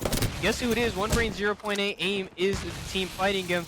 And everybody goes down in another clean wipe. Trevmichi almost gets taken down, but almost isn't enough, especially when it's only 1 member. So, another wipe for One Brain 0.8, and we were just talking about them needing points. Archetype is struggling to climb that, and that's Blamers and Bloomers who are being pushed onto right now by RT. However, Bronco B. Jordan are also right on top of them, and they're getting looked at from 3 or 4 different angles. Dr. Suz is still alive right here for now. Archetype is going to try to bat here. He's going to be able to get it off around this rock, so Blamers and Bloomers able to get out, I believe, who was on the close side. Or no, it was just LeBron Kobe Jordan who just queued up the height. But very, very close call for RIT Rollers here. That's true. And 12 squads left now. Round 3 is almost done closing. And it's not going to be as many teams in the final rings as we thought it would be. As, you know, we just had about 6 minutes of teams going back to back to back in fights. And we're having another one right here as RIT Rollers die in the ring. This is not looking good for them as LeBron Kobe Jordan pick up some easy KP on them. Great job knowing that the ring is going to pull in and taking advantage of it. And now they're going to be in a great spot to just walk up into the next ring. And they honestly, there is still a few buildings left at Cascade to take. So some of these teams that still haven't gotten in, such as San Jose, One Brain, 0.8 aim, and LeBron Kobe Jordan could easily get one of those buildings in the final ring. Yeah, the fact that the center building hasn't been taken is insane to me. And we're seeing a fight pop off at the left side of the map as well. This is UW finally being pushed up on by Edinburgh, I believe. Glow does get cracked. However, that's not enough. Wizard is unable to take Glow down, and Ricky gets queued up on. Glow does get taken down now, and a Arcstar is going to hit as well. Ricky now holding the door, and LeBron Kobe Jordan is walking up on this. And so we were talking about earlier how teams, you know, aren't actually just in ring, which is surprising, but we're seeing the reason why. Everybody just wants to fight each other, you know, they're all running around the edge and everything is going crazy. But Yuxi is going to, Yuxi's going to get his kill onto Wizard. LeBron Kobe Jordan, did Glow get res is the question here as they look to fight up on all of this. UW still alive as a solo right now. And LKJ, they just don't know how to push in. Glow did get res in, is at full right now, so evac tower going down might mean that a jump out might happen here. This would be interesting as Sab kicks down the door. They're going to have to push out and take this fight with UW. And it looks like they're backed up just a little bit. They're still trying to get picks out the window. UW needs to watch their angles here if they want to hope to take this fight. They do almost get the crack on Sab. But UW, they need to play this smart. And I think this is the smart call here, is Ina just catwalling and then rotating out. Because Edinburgh was holding those angles so well. And Edinburgh continuing to do it as they take height on this rock now and further the fight. And so now Sab goes down to Sloth, and actually they might turn this around. Glow's whiffing. Glow is whiffing. And Yuxi's going to get taken down as well. However, Glow's going to finally pick the kills up onto Ina and Sloth, and LKJ is going to be fully alive. Now, does Edinburgh somehow, some way get the reset? They are getting naded right now. and it's the solo from it's not a solo. UW are both alive, Ooh. and they're just gonna get taken out by Glow. So Glow was a solo there. Looks like Blamers and Bloomers now want to push up onto this. Glow's just gonna heal. Yuxi is fully gone out. Sab's still alive, and the res is gonna start coming out onto Sab. However, still alive for now. And look at this. The middle building has finally been taken, and UTSA is going to leave their building that they've held the entire game to now take the middle building. The fact that this wasn't taken and UTSA was able to play where they were the entire game is insane. And now they have a great spot in the ring. They've got this building to hold, and they can take height on it, they can take low ground on it, or they can hold the hallways inside. And that's a great building to play, especially when you've got these teams playing on the outer edge, such as Edinburgh. And Edinburgh looking to find a building now, but I think this one is already taken, and it is. Yep. Person right there.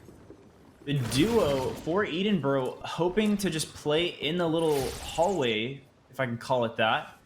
And what is this? The Wildfires hiding under a bridge. Honestly, this might work to their advantage. They might be, yeah, they're like on the edge of ring here. They have an easy walk up, and I don't think anyone's looking at them currently. So Wildfires hoping to hold that out until the next ring closes. And on height, I'm interested to see what Crazy does on height up there. So a lot of teams here on the edge of the ring waiting it out, as we've got 4 teams in the buildings at Cascades. It's looking a little iffy as the ring closes in to what will happen from those teams on the outer edge as they start to push in, aim at each other, and if the teams in buildings are going to look for picks or to look to hold the buildings until the final ring. But Fresno does actually push up, so Crazy, Wise, and Azure now looking to get picks on Sabs. Oh, Sab missed the climb up. And Azure also gets damaged though. And Glow gets taken down by Z-Trix, and now Sab is down to just 1 member. So UCSC, who were sitting underneath that bridge, as you said earlier, were able to just come down and catch Glow completely off guard here. Sab's still in ring over here. Glow's been fully taken down, so Edinburgh down to a solo. He's trying to confirm enough points to where they can get that match point spot. Sab still alone, 130 piece by Azure, and they need to climb up on this and take it out, but they're gonna just play underneath and pass, so Sab gonna still be alive. Viking Cat from SJSU is a solo, and he's alive playing in smoke right now. UTSA playing the inside of the building, have all the angles on everybody right now. It looks like Sab has finally gone down, so 9th place, 4 kills. You know, I don't think they got enough points to match point. I believe they're only at, 48 or 49. It's going to be very close. But UCSC, who were playing underneath that bridge, have queued up to height and now don't have anybody looking at them. Z-Trix has free shots, free reign to do whatever he wants. Going absolutely insane right now on 1 brain 0.8 aim, who are crouched on the big building height. But we were talking about a 12 squad ring 5. I'll take an 8 squad ring 5 with every team being a full squad, right? Hey, it looks pretty good. And Res Beacon gonna come down for cover here. Great thinking by Anzio to get that out. Fantastic work. SSU going down there, and now the Wildfires, I can already tell that they are playing with a heightened sense of this ring here as they're pinging the next spot on the hill to take, as they're still getting picks on the teams below getting into a fight. So SJSU going down there, and now Lammers and Bloomers being taken out as we're down to 6 squads, and Tammy Maroon is not in a great place. They need to play in the ring. They're going to do so, and now they're being shot at by Trev Mitchell, so 1 brain 0.8 oh going my up goodness. UTSA as well, and UTSA being taken out as well as Tammy Maroon, and now we're down to 3 squads. The 1 brain 0.8 aim having to avoid a grenade here. No, he grenade didn't gets Trev Mitty. And Fresno Fresno stay walking up and fighting UCSC, so will 1 brain 0.8 aim be able to reset? I'm curious to see. Crazy also gets taken out, and so does Azure. Did 1 brain 0.8 aim get him up? Regardless, it'll be a 2v2 here. Trev Michi gets hit for a decent amount. Z-Trix gets pushed up on from the left here. However, they turn on him. Anzio now, 1 shot. Z-Trix, 1 shot. 1 brain 0.8 aim pulls out the W. Fantastic work by them. And I was talking earlier how if they have a pop-out game, they will go crazy. And I believe they won a game like this exact same ring last spring on the match point final. So they're doing it again. Game 3 goes to One Brain 0.8. Fantastic stuff by Trev, Michi, Kip, and Trev to clear out the entire bottom side and then force both the other teams to fight each other and then come up with a free third party. Great stuff there, Jay. I'm excited to see what these standings look like. Same. What a call there, OY. I thought the Wildfires were actually going to have the best position in that ring. They actually pinged the best spot on that hill and they tried to play for it and they played for it pretty well. But oh my goodness, what the turnaround. They just march up the hill and take him out. And honestly, that worked so well there. So great call in that final ring. And we'll look to see if the same thing happens next time in game 4 as we look at our standings when we come back from this break.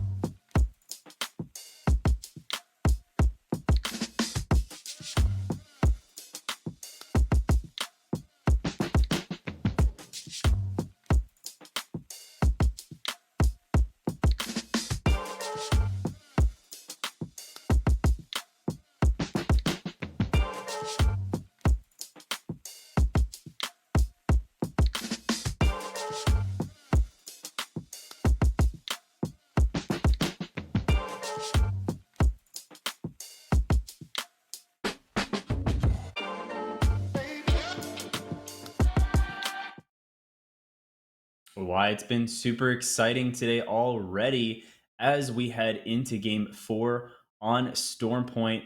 Been some exciting action from our teams here today. Why? What are you so excited for?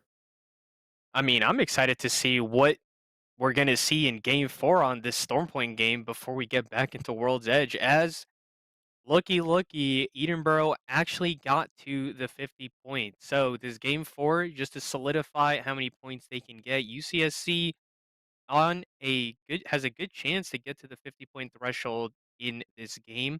And, you know, it's kind of crazy to see the fact that the top 4 right now were the exact same top 4 we saw in the spring final. This is how the spring finals ended last semester, where Edinburgh won, UCSC was second, One Brain 0 Point Aim got third, and TAMU was fourth. So it the consistency from these teams is absolutely insane, Jay, and it's kind of surprising and funny to see that history is literally repeating itself. Yeah, I gotta agree there, and it's funny, but it's also not surprising, and it's great to see these teams keep the level of consistency in their play that they have been doing. And honestly, I'm very surprised by UCSC Wildfires today, or I'm not surprised, I should say, by UCSC Wildfires, as we saw how good they are in those late rings and at their early rotations, which lead to the late rings in game 3, right? Like they are so good at getting to a spot in that late ring that they know is going to put them at least into the top 3. They couldn't quite squeeze the win out in game 3, but they placed in second. And because of that, they're now in second in the overall standings so far. So I will be super excited to see how they play in game 4 and if they can reach match point as well to directly compete with our number one competitors, Edinburgh, sitting already at match point. So if Edinburgh wins this, it's not over, right? We still have a 4-game minimum for these teams to play. They have to win the next game at match point if they want to beat everyone else. But, you know, some other teams could come in there, such as UCSC Wildfire, and take it from them. I'm excited to see it. Yeah, and honestly, just looking at the standings, I'm a little bit disappointed by both MMBU and Los Tres Capitos because they have not moved at all from, you know, where they were after game 2. So, not putting up any points in game 3 is a little disappointing to see, but I believe in them to put up more points in this game and potentially get closer to that threshold. I not to be selfish or anything, but I do kind of want to see Match Point go past the standard 6 games that we've been doing for a while now. And hello, did Edinburgh not land at Mill? It doesn't look like Edinburgh is at Mill right now. And who we're looking at right here is Blamers and Bloomers actually contest this time at Command Center. And big, huge damage coming out, and UCG Nerds just get absolutely obliterated. And Blamers and Bloomers, free contest win for them. I want to see where Edinburgh went because they are just not at Mill. So they actually land and take the armory away from MMBU. So very interesting place to land at. They landed up north by the Wall Armory. So, hey, Holy moly. respect to them to do whatever they want. But just once again, looking at this ring, Jay, this is literally identical to the first ring we had last game, and it might pull to the exact same place. So having back-to-back rings that go to the exact same place would also be quite the thing to see, as we see One Brain 0.8 Aim hit the beacon, see where people are at, and potentially start their rotation. MMBU, I want to see if they are going to fight Edinburgh off rip, and what UW is going to do at that North Pad area. Wherever Edinburgh lands, in my opinion, that side of the map. So, and this side of the map, bro, like, you guys better look out. Be on your A game going into game 4. I mean, I will say this is better than having the so consistent and somehow we can never run away from them. The water rings on Storm Point. We always get a water ring on the beaches as our final ring, but we're not seeing that here. And GSTU fighting in Command Center with the 30-30 Anteater, getting some good damage in, but they're on white. So 2 whites and a blue. They do find a purple, but I don't know that they really want to get too much into the action here. So the team they were shooting at drops down, and they'll be able to hold height. Let's back up for a second, because UNCG Nerds was just taken out for the 4th game in a row on an early contest. And I want to see more from them. I want to see them at least survive that initial contest. But I'm just not sure why are they so hotly contested today in our match point finals. I'm getting a little annoyed. I'm getting worked up here. Yeah, and I mean, they just gotta change it up. They gotta switch it up, go to different places here. But as we look at this fight, there's 3 teams at command. Hib is gonna take out Chef, and Seaweed is playing Pathfinder. Like, Yo. oh man, absolutely insanity. The nades are not gonna connect with Hib because he was smart to take out everything he could. See what comes off the thing, but The one nade trick is burning, and so is Seaweed. They're gonna start popping about on the outside of this door. Fortunately, the Arcstar doesn't break it, and I'm surprised that GSTU has not dropped down on top of them. Chef still alive. Hib gets finished. Foolin and Siwa are both gonna heal, and it's a 2v2 situation right now. Siwa still alive, and Los Tres Gatitos, the team I was talking about, I wanted to see more from, get taken out. Siwa is gonna knock one here. He's gonna finish one as well. Siwa gets the swap, and he's gonna take the zip line up. GSTU finally dropped. And there goes IC Seaweed. So Northwestern stalled the fight out for so long and end up dying for it. Dash as well goes down. So from all that, GSTU in a 2v1 situation now with Siwa up top. I want to see what GSTU is going to decide to do. Was they've gone out early a decent amount of the games as well, and they're sitting in 13th place with only 11 points. So if they can get the cleanup and somehow res Dash, they might be in for a huge game. And I was saying same ring, it looks like a command center ring, and that makes sense for why all these teams are actually aping it. And here comes One Brain 0.8 Aimer flying up onto Stormcatcher. That's where Bronco Esports Crimson is. So the 4th place team right now might be taking a fight there. Siwa's still chilling here. Doesn't know if he can go res Foolin or not, as Nusi's still sitting there. And Foolin hasn't been res. Nusi just around the area. And it looks like Dash has been resed as well. So they might be up to a trio, and Siwa in a bad spot here. Well, and Siwa playing so incredibly well there. Current kill leader with 4 kills. They dropped on UNCG Nerds and then instantly take another fight with GSTU.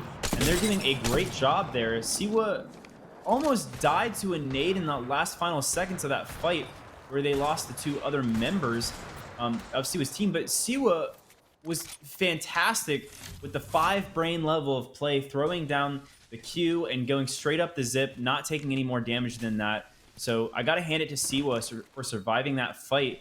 I do think it's going to be tough for Siwa to drop down and get those banners, as Nusi is just holding the bottom of Command Center so well. So that's going to be tough for the rest of the game for Siwa. Oh, hey, look at this. Edenborough eliminated here early on. So I think we will see a 5th game going into possibly a 6th game if Edenborough cannot win their matches on match point final. Yeah, I mean, the fact that they died so early, and I don't think they got any points, is they didn't get any placement. I don't think they got any kills. The fact that Team Maroon was the team to be able to pick up those kills puts them in a very good spot, and more points for their ability to get to that 50-point threshold. I'm surprised to see them go out so early. There goes Siwa, finally goes down to Dash and GSTU. So GSTU might be putting up a huge game here.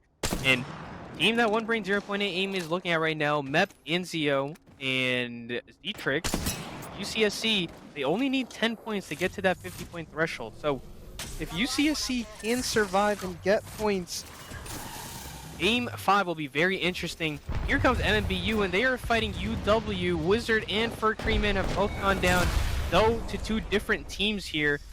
And, nope, they get fully taken out now. LeBron Kobe Jordan get a pick with the 30-30 from very far away. But MMBU, we're talking about them early and how they weren't, putting up points. They didn't put up that many points last game. They're able to get a full squad wipe here and are at triple purples in a decent spot. I want to see what they're walking up to. UTSA, we haven't seen too much from them in the last few games today. So I'd love to see what they do here as they drop down. So they no longer have height, and they're going to throw ult real quick to get this team off their backs. But they need to do better in this fight. It's Stormcatcher. One Brain 0.8 holding the top of Stormcatcher. And they're not looking down directly at them, so UTSA has an opportunity to get back into this fight or just make a rotation away. And they zipped up. They do zip up. has zipped up, so this fight is going to take place here. And the 99 spray doesn't hit a longbow crack with the fight, but he's not able to get anything more. Nobody is looking with Pip. Where is Tremichi and Tremini? Another teammate drops on top. Navon almost gets one clip there, but they're gonna get fully taken out, and that's just bad by One Brain 0.8 aim. The fact that they're unable to actually do anything there is a bit frustrating, you know. And dying to the ults. And here comes Coconut Island, who are also pushing up onto them now. So UTSA will be able to reset and get a big fight here. The alternator shots coming out from Navon, but he's going to go out. Kuzer popping a bat. Coconut Island might just come clean everything up here. And Juice is trying to get his best to get away here. And will Juice be able to get out? We shall see. Banana's going to slide up, and there he's right underneath. Absolute zero health. Art looking down, trying to see where Kuzer and Navon are at, or Juice, apologies, and they're just gonna say, hey, we don't know where you guys are at, so we're just gonna leave, and we're gonna take the loot that you guys did by killing One Brain 0.8 for us.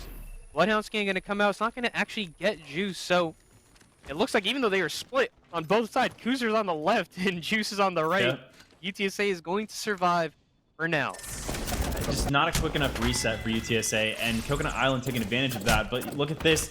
Speaking of resets and being quick, you know, UCSC Wildfire is being chased into the ring by MMBU, and MMBU almost at full health here with red shields, 2 purples, and Mep, well, it's just not really looking good for him, is it?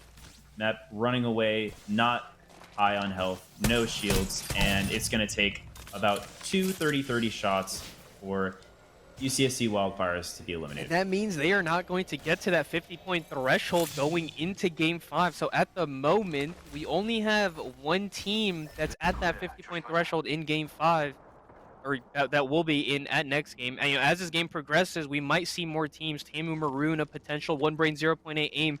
They also got taken out, so it might be hard for them. If MMBU, who we just saw kill UCSC, puts up a big game, they might get up there.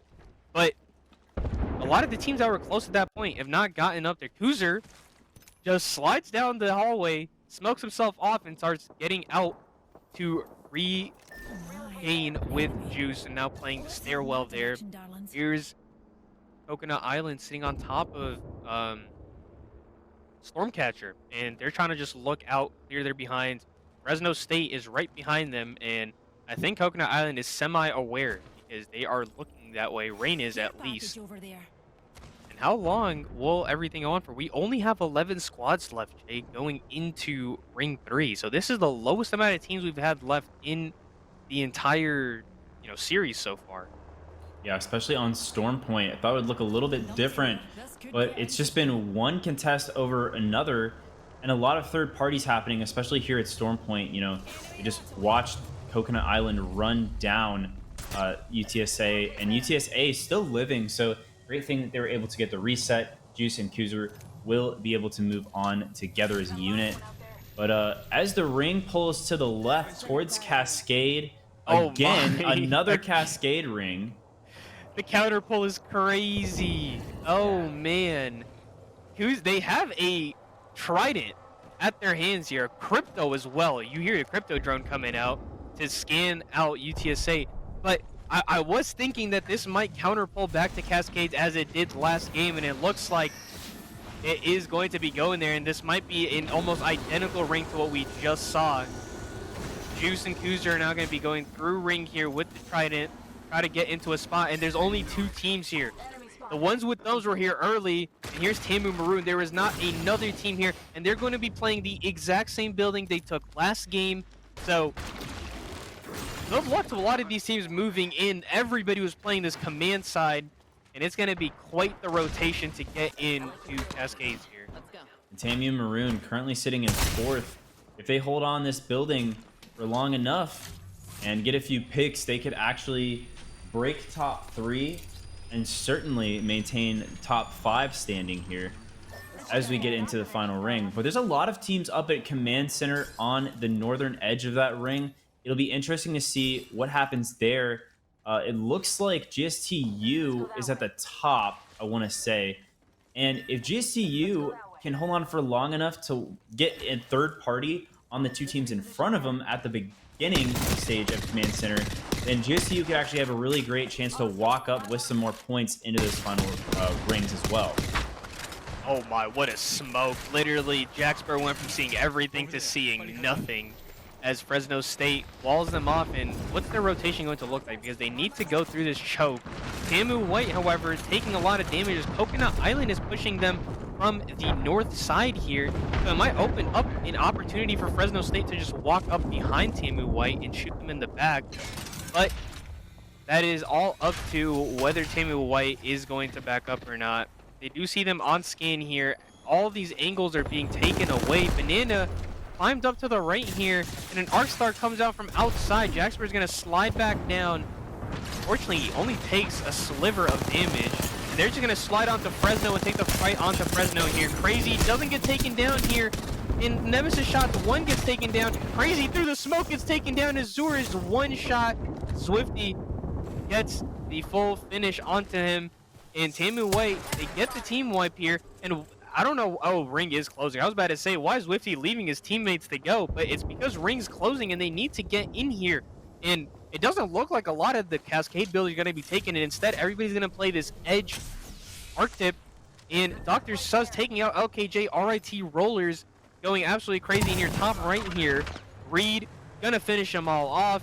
And I don't know if they're going to be able to get this res. Reed might die to ring here, and they need to slide in. And they're going to slide in here, as well as GSTU fighting Tamu White here. Anteater's going to get taken out, but he is still alive for now. They will be able to res him as long as Blamers and Blue or Bronco Esports Crimson doesn't push, but they are going to. Bronco Esports Crimson said, hey, we're coming out, and I'd love to see it from them. We want to see them go big here. Will they do will they get a wipe here is the real question. Breaks the Watson gen. Nate should come out here, but Crazen playing very safe, and he's like, hey, we're just going to go back to our spot here. And they're not going to wipe it, which I'm surprised about. UTSA, they didn't hide it. Should have pushed up on that. I mean, you know, that was a tough break there from GSTU, not actually getting an easy wipe on just the solo there. So one of their members went down, and then, you know, honestly, GSTU should have been wiped there by Crimson, but it doesn't happen. So Crimson will actually just get the rotate from the top of the hill. But our Trollers going down, and now we're at 7 squads. And Kuzer is the only one left for Coconut Island currently. It's looking very difficult for him. But he does make it into the next ring, and hopefully going to find a little bit of a rat spot underneath that bridge, it looks like. Where UCSC was playing last time. He's going to go to the exact same place. And this ring, speaking of exact same place, is in the exact same place almost as that last game. So interesting that both Stormpoint games are there. What just happened? Didn't we see Bronco Esports Crimson want to take the spot, and then they left the fight to go take the spot, and have suddenly come back to the rock, and they gave up their spot to the team they wanted to fight? The GSTU, yeah. What in the world is happening even know. Here? They pinged it, they went to walk up there, and somehow GSTU is the one that's taking the spot from them. So now GSTU is going to be holding out Bronco Esports Crimson. The turns have indeed tabled. Right? Yeah, this is not great for Crimson. Big damage coming out, and they're going to have to bat Horizon Ult and just throw something over there. Because, I mean, the Watson Gen's going to kill the Horizon Ult, so they're in a very rough spot. Who's trying to climb up into a rock here? This is a crazy spot right here. And just hanging onto this ledge underneath where GSTU is playing. So he's in the waterfall right underneath them. And a potential fight on edge as well coming out here. Tamu Maroon looking to fight the ones with thumbs. Tamu Maroon in ring, and I don't believe the ones with thumbs are, so they're going to have to start walking out. They put a path zip down, I believe. And Jukebox going to start walking up ignorantly. Middle dude going to get the crack. But Tamu Maroon needs to play safe as well. They can't overcommit here because a win would be huge for them and their potential qualification or match point eligibility. Angel's going to come out as well, and still 7 squads remaining. and they're playing that very smart. Tamu Maroon has an opportunity to wait out everyone and then walk up that hill to third, especially since the ones with thumbs are being shot at currently. Oh, and from behind too, and Jukebox goes down to Rain from the Prowler shots, and it looks like we're actually going to see the majority of this final ring, these fights happening on this lower level of the hill. And look at that. Look at how much utility is being thrown just at Coconut Island. And Coconut Island in a rough spot. The ones with thumbs do go down. Yeah, and now Tamu Maroon with the third. Just as I said. Axie did absolute crazy work there. Literally 200 spray. And big wipe onto Coconut Island there. And they might get pushed as well. Bronco Esports Crimson did indeed push onto them. And GSTU is going to be fighting MMBU. So a lot of these teams in good spots. Praise them. Goes down to Fiddle, dude. Hair, however, gets taken down as well. So a 2v2 situation happening right now between Bronco Esports Crimson and Tamu Maroon, as well as a full 3v3 happening on the top side. Bronco Esports Crimson gonna go down, and Kuzer as a solo still just ratting underneath both of the teams. Wow. Oh man, that's gonna be it. I mean, Tamu Maroon did exactly what they needed to do there. They waited until the perfect moment to third, and then they turned around and had a great reset and won their fight with Crimson. So Tamu Maroon has to march up this hill and win as there's 4 squads left, and one of them only being a solo. GSTU, they need to get cover real quick, but as long as they play this smart, I think it's going to be GSTU and Tamu Maroon, and they do eliminate Kuzer. Yeah, Kuzer didn't need to shoot. They didn't know he was there. Kuzer was in a very good spot, but Kuzer just decided to drop down. He thought it was a solo, but unfortunately, not a solo. UTSA gonna get 4th place, which is still really solid. And a Skynade hits Papa Midget. So MMBU versus Tamu Maroon versus GSTU here. Tamu Maroon with, I believe, a top 2 or a win will get to that 50-point threshold at the moment. They have 7 KP. And I think they might need a win here. So if Tamu Maroon wins this with at least 1 more kill, they will be at that 50-point threshold. So this is going to be very important for GSTU and MMBU to keep them off of it. And Nusi is going to get taken down by Moby, and MMBU is going to push up. So they're giving Tamu Maroon a free third right now. They don't know that it's them. And a big swing by Papa Midget. He's not going to be able to hit for as much as he wanted to. However, the Prowler shots are going to come down, and Dash as well gets taken down. Anteater down to a solo. And Anteater just going to run out as Tamu Maroon is going to now push up. Moby is taken down here. Flick going to throw down his Seer ult in. He's in a bit of a rough spot here. The Bang ult is going to hit regardless of where he is. And he almost dodged it, but he gets hit by it. Flick now going to start popping it back after the Seer Q. Tamu Maroon pushing up, trying to confirm their place in the eligibility. Big spray there by Axie. Another 100 R99 spray. Midget, very low, still popping the bat. The swing by Fiddle gets hit by the arc. The car spray is going to come out. They're going to get 2nd place here. And now a 1v3 Anteater as a solo. And it looks like Tamu Maroon is going to get to that 50-point threshold, Jay. What a game by Tamu, pulling out a fantastic win here. Wow, TAMU securing their spot in the top 1 to 2 places, and that's match point for them. So TAMU, exceedingly well played game there in that final ring. As soon as they saw it was below 10 squads, they knew exactly what to do to push up from that building to wait out the fights, taking the correct third parties, and also getting great resets. They won that initial fight with Crimson. I really thought Crimson had the advantage there on the bottom of that hill to push up on them right after they took that fight, but then they wiped Crimson and just ran up the hill to wipe everyone else. So Tamu Maroon having a wonderful Game 4 on Stormpoint. How about it? That was a fantastic reset and ability for them. You know, I'm very excited to see what these scores look like, and we know at least 2 teams are going to have the potential to end the tournament right after this break.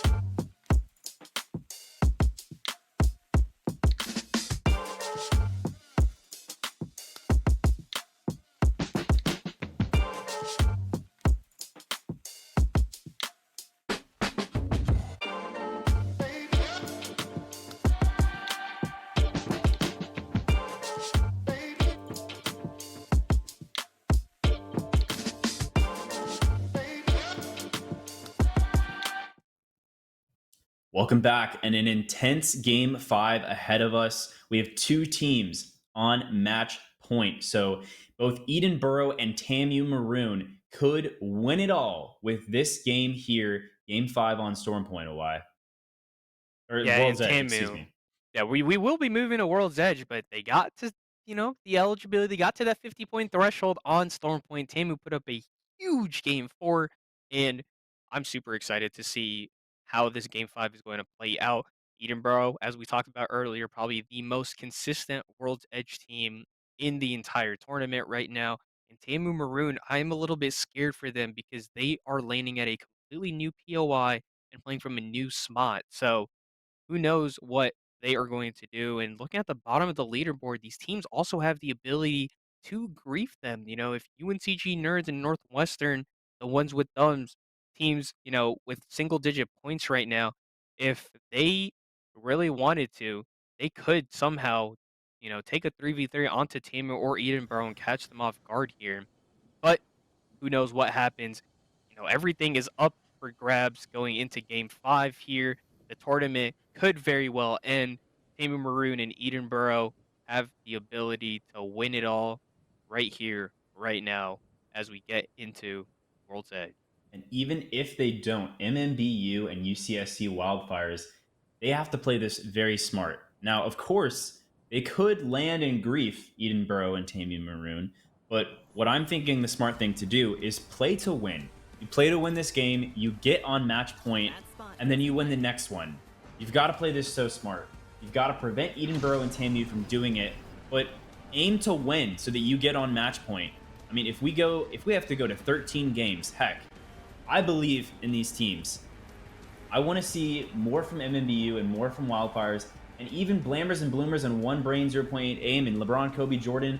Those teams right there, they've all either come in second or won a game today. And if they can continue to play like that, they will also reach match point final and be contested with the big dogs, TAMU and Edinburgh. But those top dogs have consistently won or just played extremely well in all of our leagues in Octane Collegiate. And as we head into game five on World's Edge, I just want to talk a little bit about Octane Collegiate. We are a wonderful organization. We host collegiate play for Apex Legends players. So if you're new to the broadcast, if you are not playing in our league and you're a collegiate Apex Legends player and you want to get into some of our tournaments and some of our one-offs, please join the Discord. Please check us out. Follow us on Twitch. Follow Octane Collegiate Bravo on Twitch. It's where we host scrims sometimes. And just check out all the things we do because we are a wonderful league. We put on things like this, and all of our teams have a great time playing with us. So check us out. Yeah, and I mean, hey, be tuned for our announcements as the fall and academic year format, one that is new to Octane, will be announced very soon here. But get back to what matters right now, the finals. Honky Donkey and the ones with thumbs. I was talking about earlier, they might, pull a contest. It's not going to be on Edinburgh or Tamu. It's actually going to be a Climatizer onto MMBU here. And MMBU does not have the shield advantage either. They are at a purple and double whites here. Papa Midget looking for a blue down here. Unfortunately, just can't get it.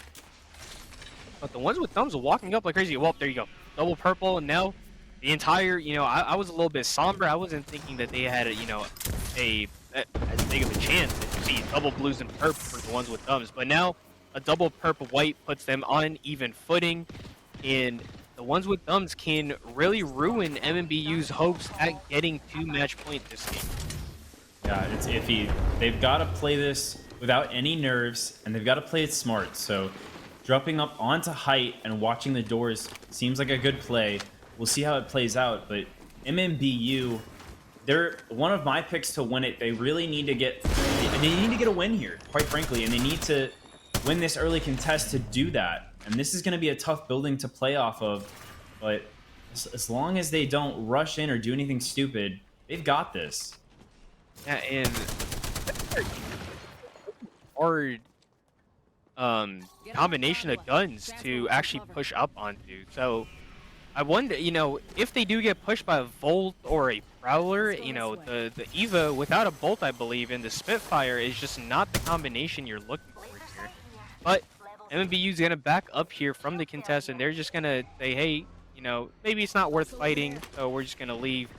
However, they might turn to continue fighting this. So when Click is gonna take a lot of damage, and Click just survives.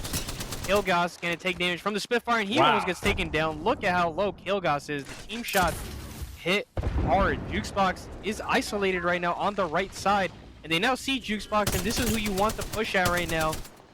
Little angles being taken and shots through the ledges. A Phoenix hit being popped down below as well. Baba Midget going to start playing super aggro here and wants to get a good angle. MMBU with the majority of the damage in this fight, but it can all be turned around with one clip by the ones with thumbs. We'll see what they do here, and they're going to start looking down. And I think Honky Donkey accidentally took the zip line, and no, they're all going to triple take the zip line. This is very... Oh my, I was about to say, would have been very interesting if they got out, but Moby is going to take down Juicebox. Northwestern goes out in your top right, and so does Los Tres Gatitos, has lost 2 members. So RT Rollers getting points up on the board, and here the push comes out. They have 1 member down, while the other 2 just run away, and it looks like they have, so very interesting fight. LeBron Kobe Jordan as well goes out in your top right. So a lot of the top teams are going out, and it looks like a Skyhook ending is going to go down. UW with a huge win on LKJ. LKJ, a big fighting team, and they usually win almost every 3v3 they take, so I'm surprised that they lost that. Big props to UW for winning that. The Skyhook ending means we're going to see a lot of teams in there. Yeah, and that's super interesting. LeBron Kobe Jordan was sitting at 31 points, and if they had had a big game here, they could have launched themselves into match point to win the next one.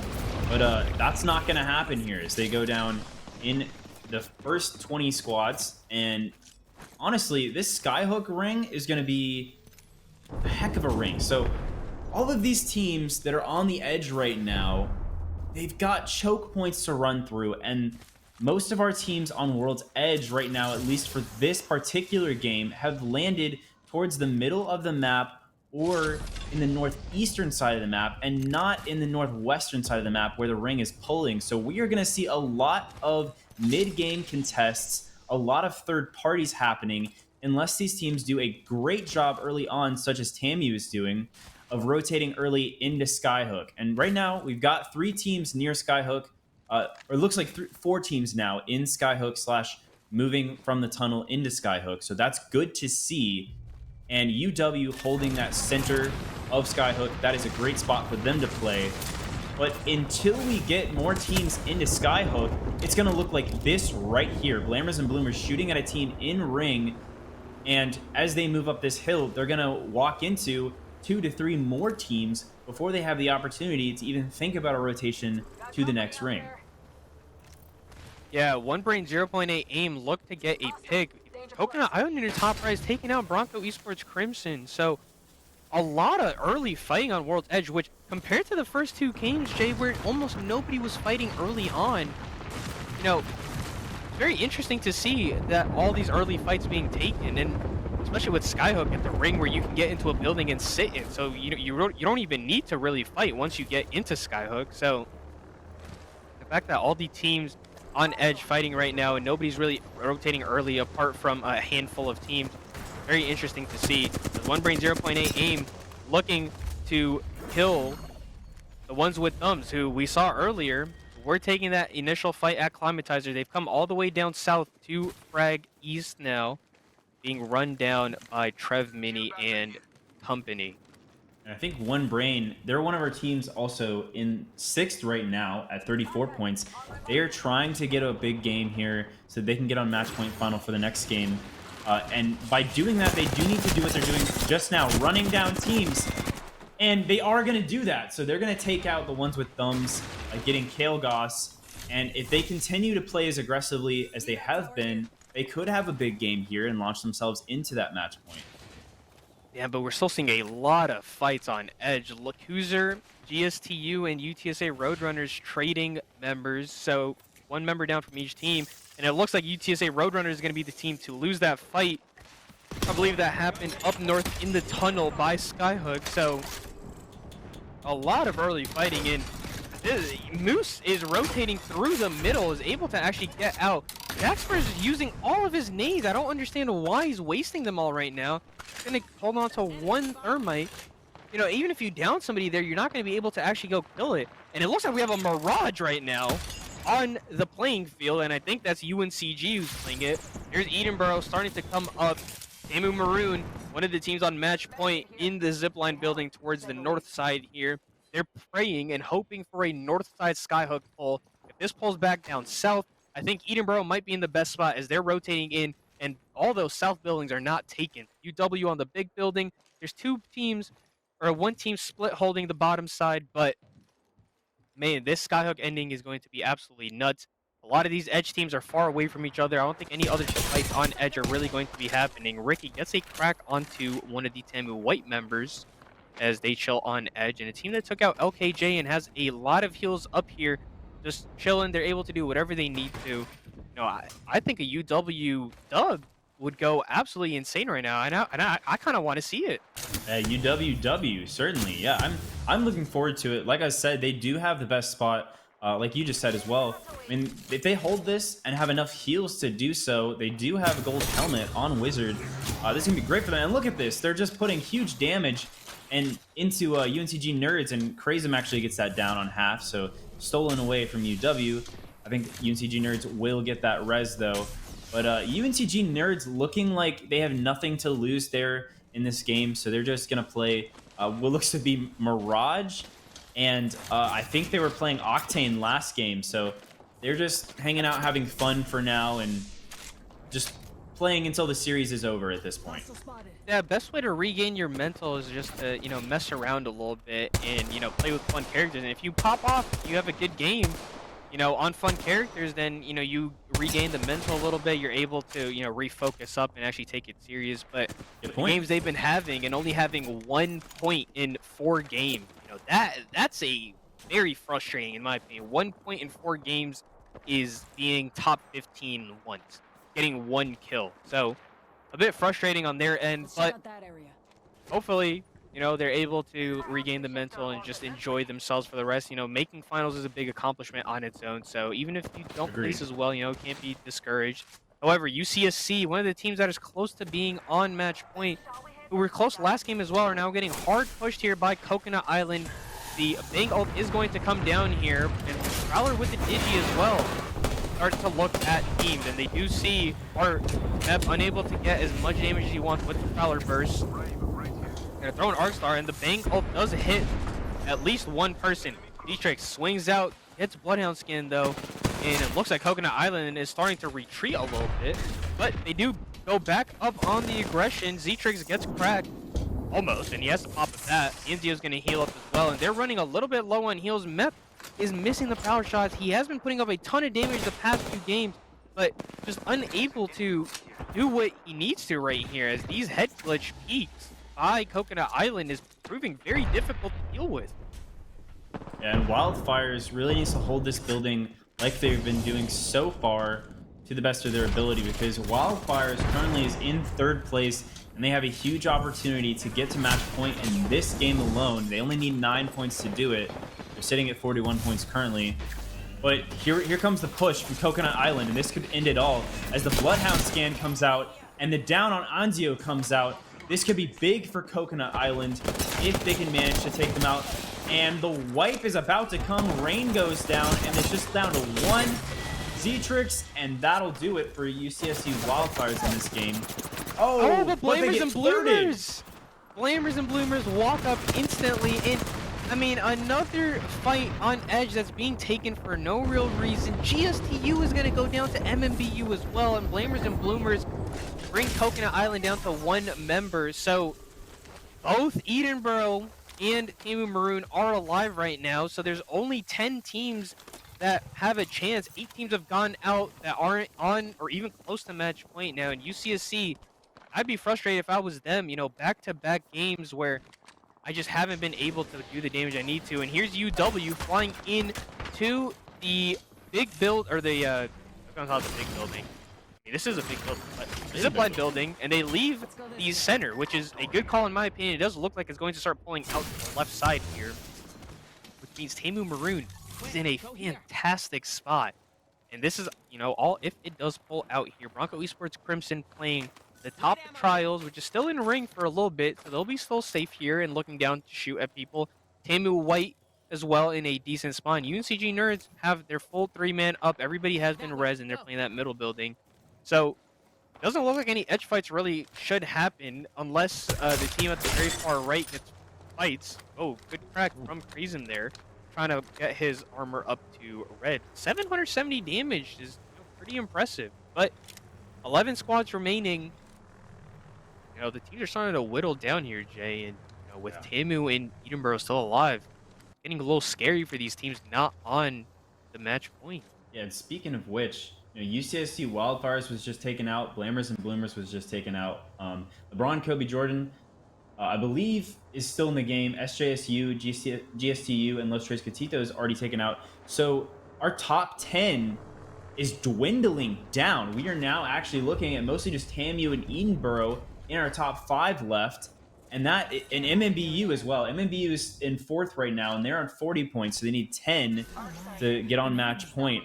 But our top 10 was quickly dwindled down there in those last few fights. So TAMU and Edinburgh looking at that win more and more and more as it comes down to the final Then ring. it counterpulled. It counterpulled.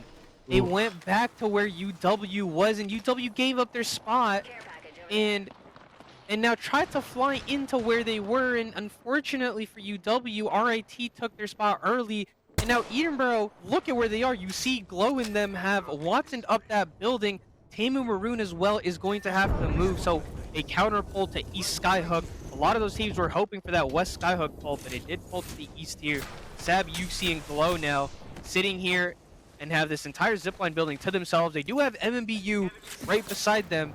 And this ring 5 pull, wherever it goes, is going to be a big factor in what this game looks like, and if we are going to see a potential game 6 or not. And the Horizon ult destroyed there, but at what cost? Sihu not able to be respawned for Crimson. They are down at 2 for the rest of the game. And honestly, they've had a pretty good day today. We were talking about them for a little bit earlier in games 2 and 3, but I've liked what I've seen from Crimson. As long as they can hold on as a duo, they can still break into the top 10 and maintain that as we wrap up Grand Finals. But Los Tres Catitos, not in a great situation here. And Useless Aqua put himself in a very rough spot here, and they're fighting.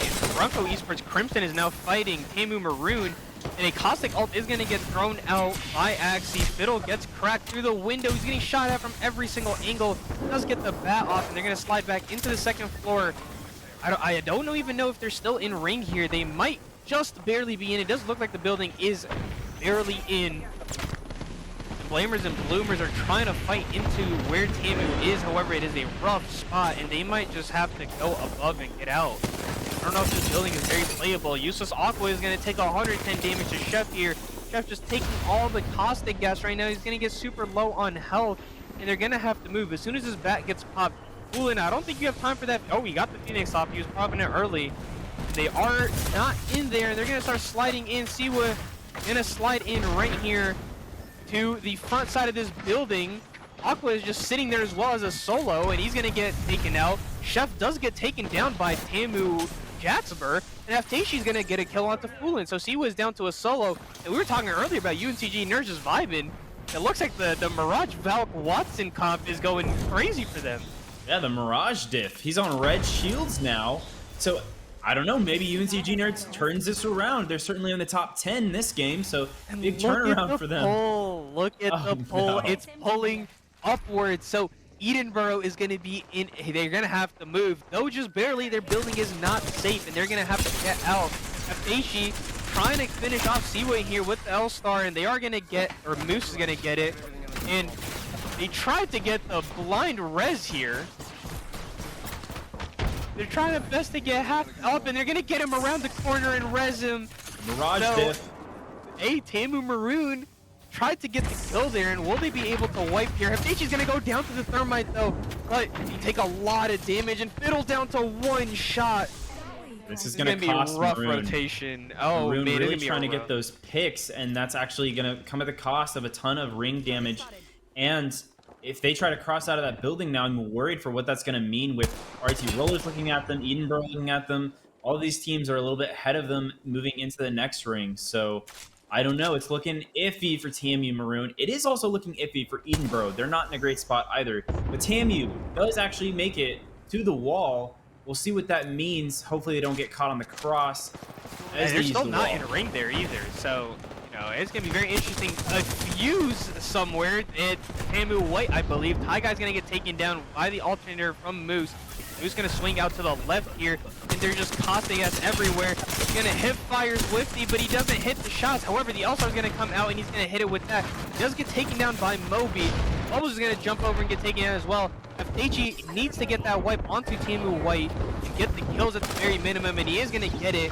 He'll have down to a solo now. Is going to get taken down by Flo, I believe. So Edinburgh only down to 2 members. Yuxi, however, is somehow getting rezzed right now on the other side of the wall. And they are in on the other side of the wall. However, Yuxi's going to get taken down again. Sab now as well getting charge rifled. And here comes Tamu Maroon, who's going to start pushing onto Edinburgh. No, they're just going to climb the wall again to the other side here.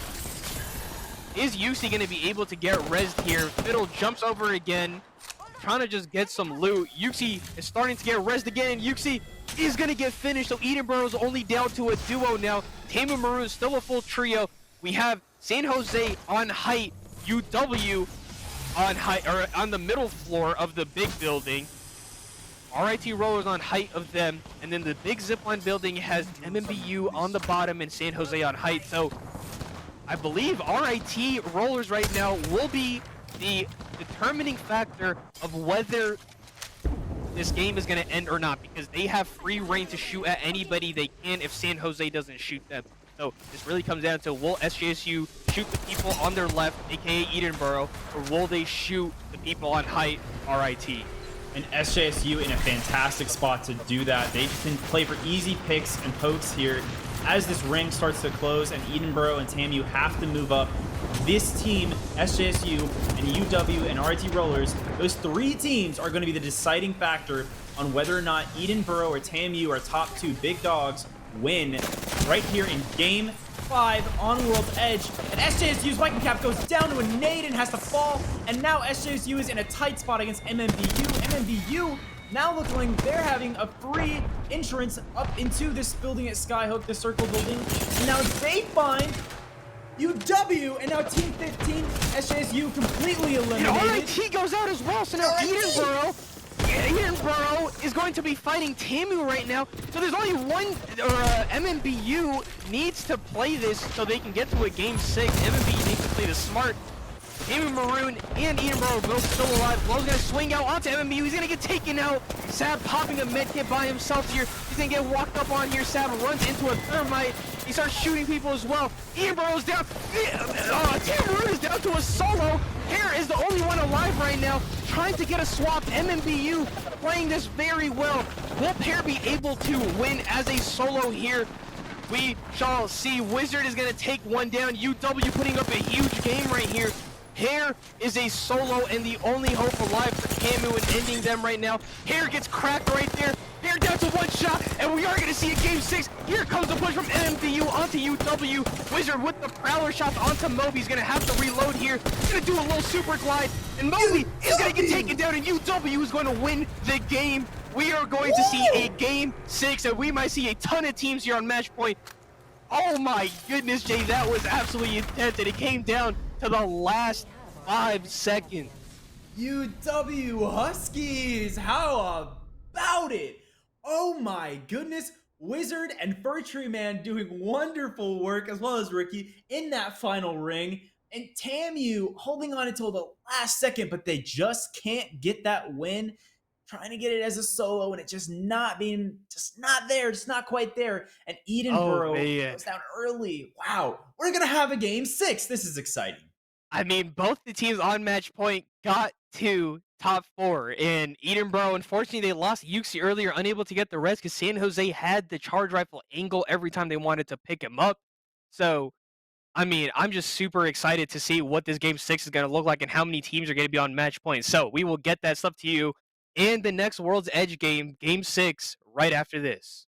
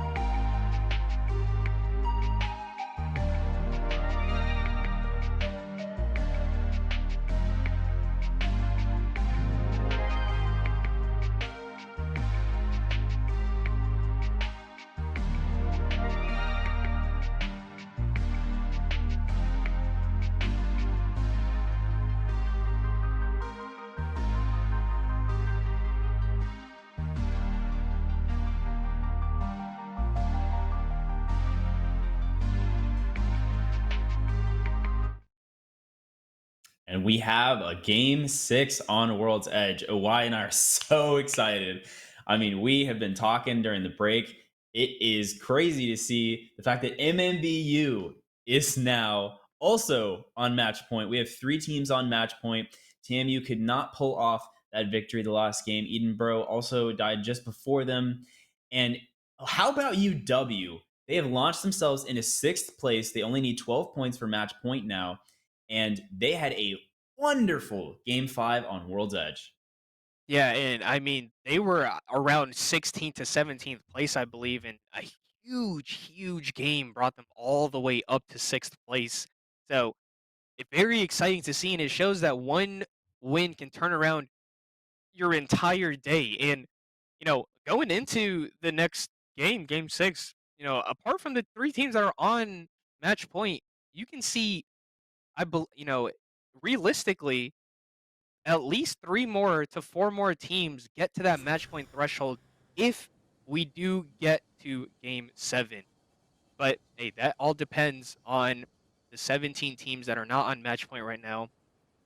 Will they keep playing? We do see a Revenant pick from UNCG Nerds, and we saw them play Watson and Mirage last game, Jay, and they got a top 6 performance, which is literally the best one they've had so far. And they got 7 points from that and have jumped up to 18th place from 20th place. So it seems as if the troll picks and the vibes may be the way to go here, but will it result in them being able to get to double digits and potentially even winning a game and turning their own day around? We'll see. I mean, having fun is the way to do it. If you can't get the points, you might as well play for fun, and that's what we want to express here in Octane Collegiate.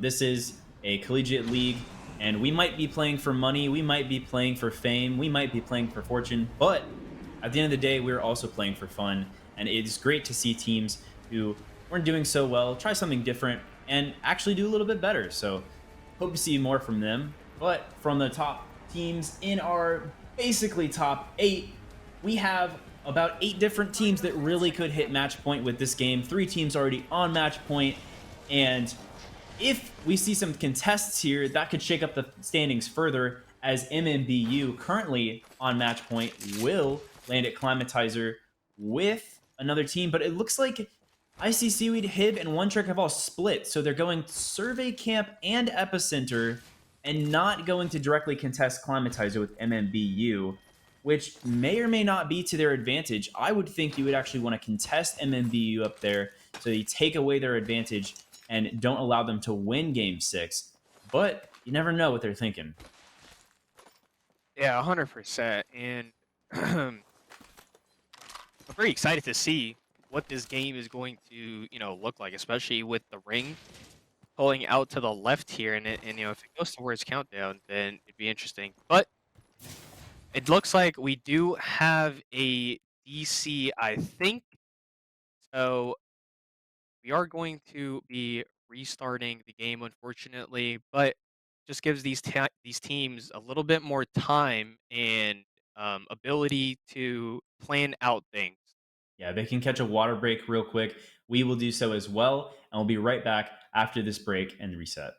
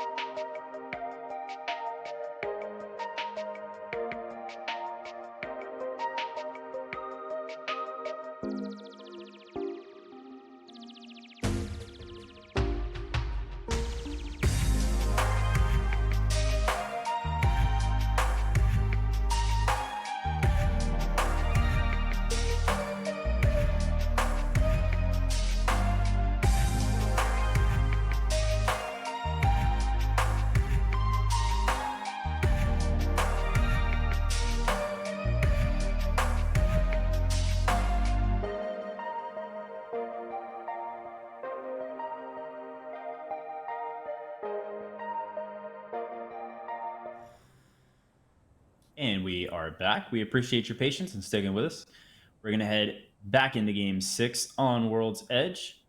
This will be our fourth game on World's Edge of the day, second one of this second map series. So this is our sixth game. And as we head into the sixth match, again, we just want to restate we've got 3 teams on match point and about 8 or so teams that could hit match point potentially this game with points. We've all of our teams actually in the top 10 are currently sitting at above 30 points. And really, if you win a game, which will equal out to 12 points, and you get a good amount of kills, so say you get 8 kills and you get 20 points altogether, that puts you at match point. So we could see a lot of teams in our top 10, if they beat out Tamu Maroon, MMBU, and Edenborough from winning this game, they could go on to win it all in the next game. You never know. Yeah, 100%. And I'm interested to see if a potential contest is going to happen anywhere. It looks like all of the teams are landing at the same place that they have landed at every game, but it does look like the ones with thumbs may not be contesting Climatizer and instead are coming to Fragment on Tamu Maroon. So it looks like Fiddle Dude has to swerve back onto Monument here. He was about to land at Frag East, and a team just came up and took it.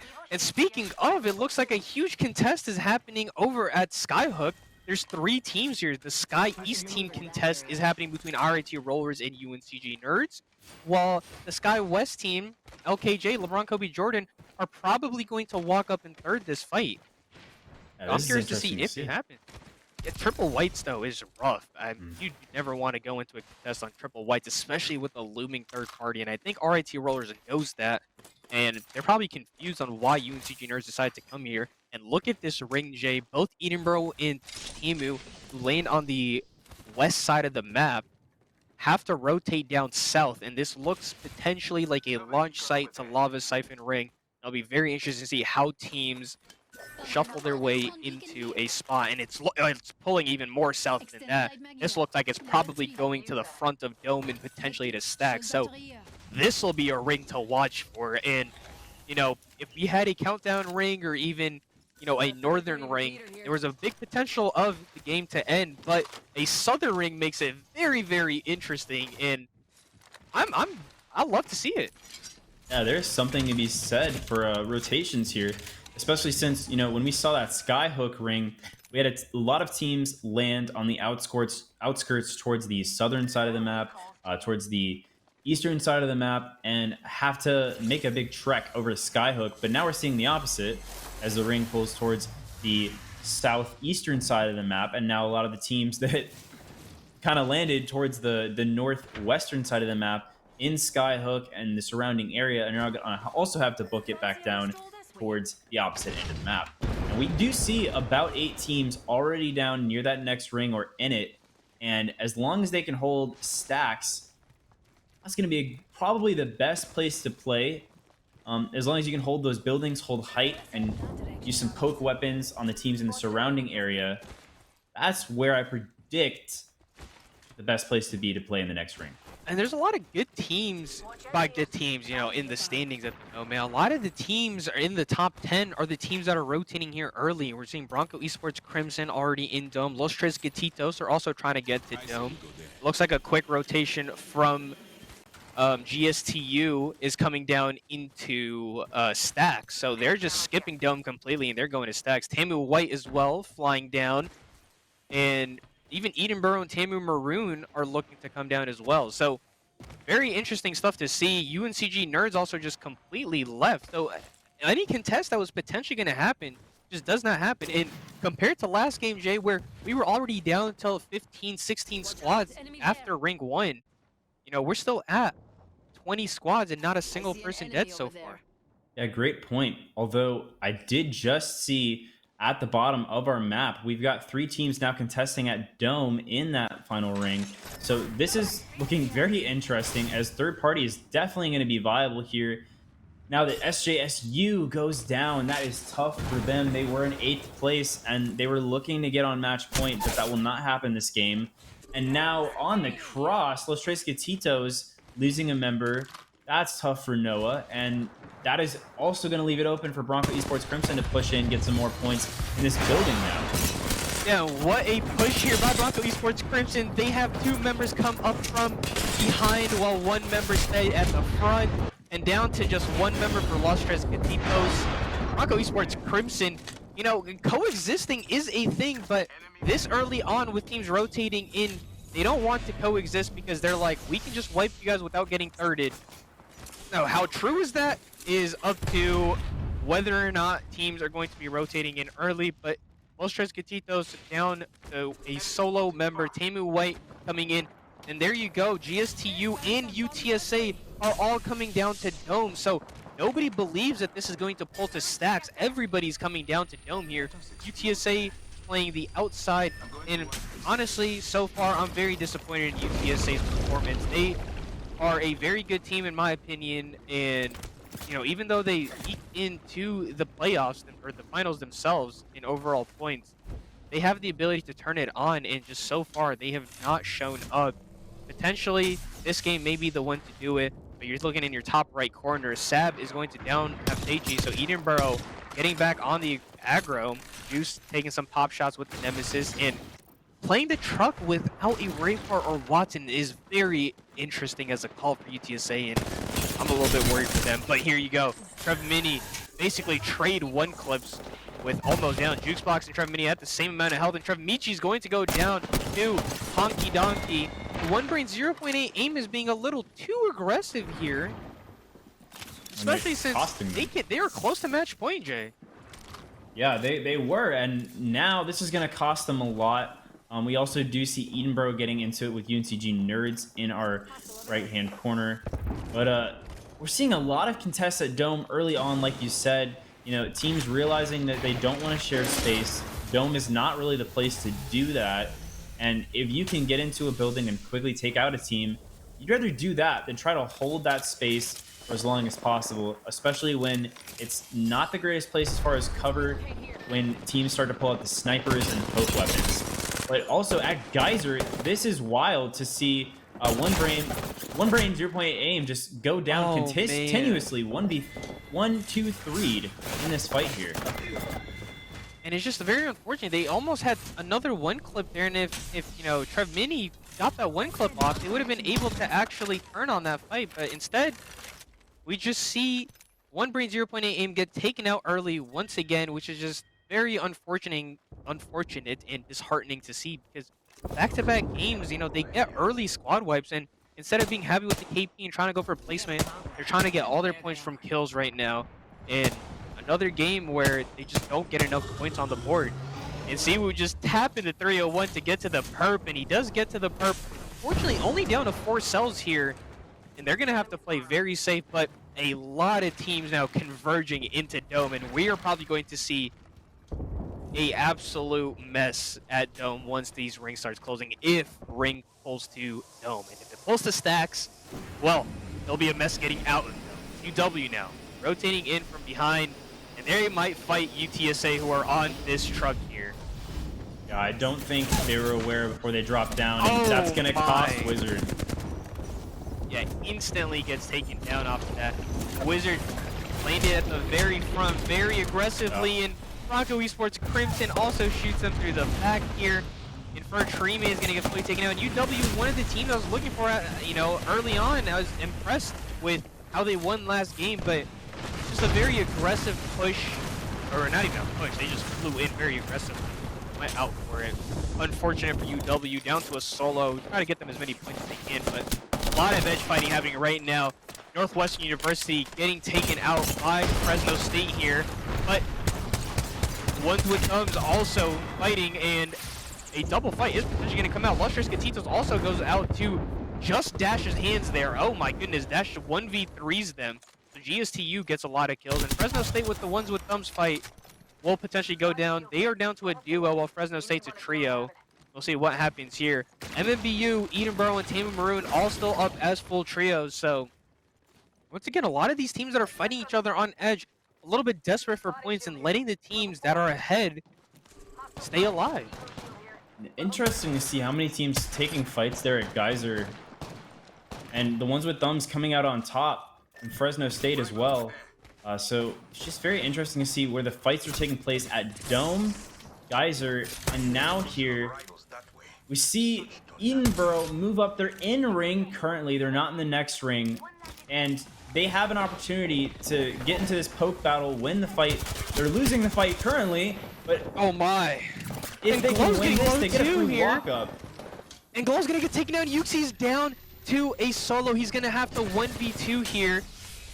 Glow's gonna get fully finished. And so a 1v2 situation for RIT, I believe it is here. Or yeah, RIT is the ones with 2 here. Sirq gonna hit Yuxi's, gets slowed by a lot. He's gonna run out here. Still get shot at, and Q is still unable to be used. But there's 2 teams here, Jay, and Yuxi's gonna be able to get out. Will he get pushed and looked at here? I'm interested to see. Yuxi's gonna slide all the way down here. And UCSC is gonna pick up at least 1 kill. So Edenborough down to a solo makes it very rough. Yuxi just in that corner. You see him at half health, just trying to rat now, and it's almost going to be impossible for him to get banners. So how much can he do as a solo? I'm interested to see. And, well, not much, because he's going to get taken down. Edenborough is eliminated. So now we are only down to 2 members left who can actually win, Tamu and MMBU. And right now, MMBU chasing down Reed from RIT Rollers, and Reed playing his life and praying and hoping he can survive for now. And I don't know how Reed isn't getting shot at by UCSC, but the line somehow from LKJ was going to pick up that kill. So MMBU in a decent spot. They're not, in the next ring either, as we see where this ring pulls to, and it does look like it's going to Dome, Jay. So all the teams that are at Dome right now, gonna be a very interesting push in for the teams outside of ring. Fresno, Coconut Island, all on the very outskirts. They're gonna have to move in. Tamu White puts a wall down because they need the heals and loot from this. They're gonna come in and try to loot the boxes. Ty Guy gonna look to the left as well. And Tamu Maroon is right on the outside of the Dome. So a lot of these teams that are converging in very awkward spots, Jay. Yeah, well, they've got to play for keeps here.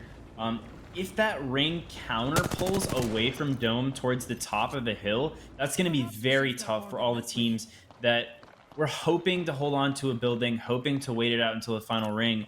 But if that ring counter pulls, I mean, they're going to have to go through lava, play off of a huge crack in the side of Dome, and anybody who's on the other side of that hill is actually going to have the advantage for those first couple of fights.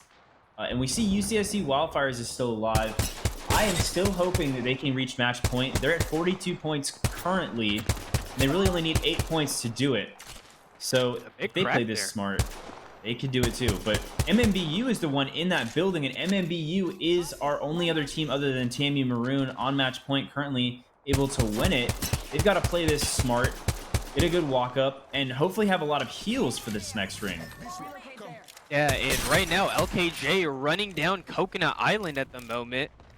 The line, Sloth and Ina trying to see what they can do here, and very aggressive for them. And LKJ, they won yesterday, last day of league play. So to see them, not be at the match point threshold at the moment is a little bit surprising. They are second overall in the league as well, but right now sitting at, I don't even know how low on the standings. I think they're down at 10th place. So in a good spot to, if they put up a huge game, they will be at match point. But once again, that is up to them and if they can perform when needed. Blamers and Bloomers here having a bit of a mid-off, just sitting at the very height of this building staring at Fresno.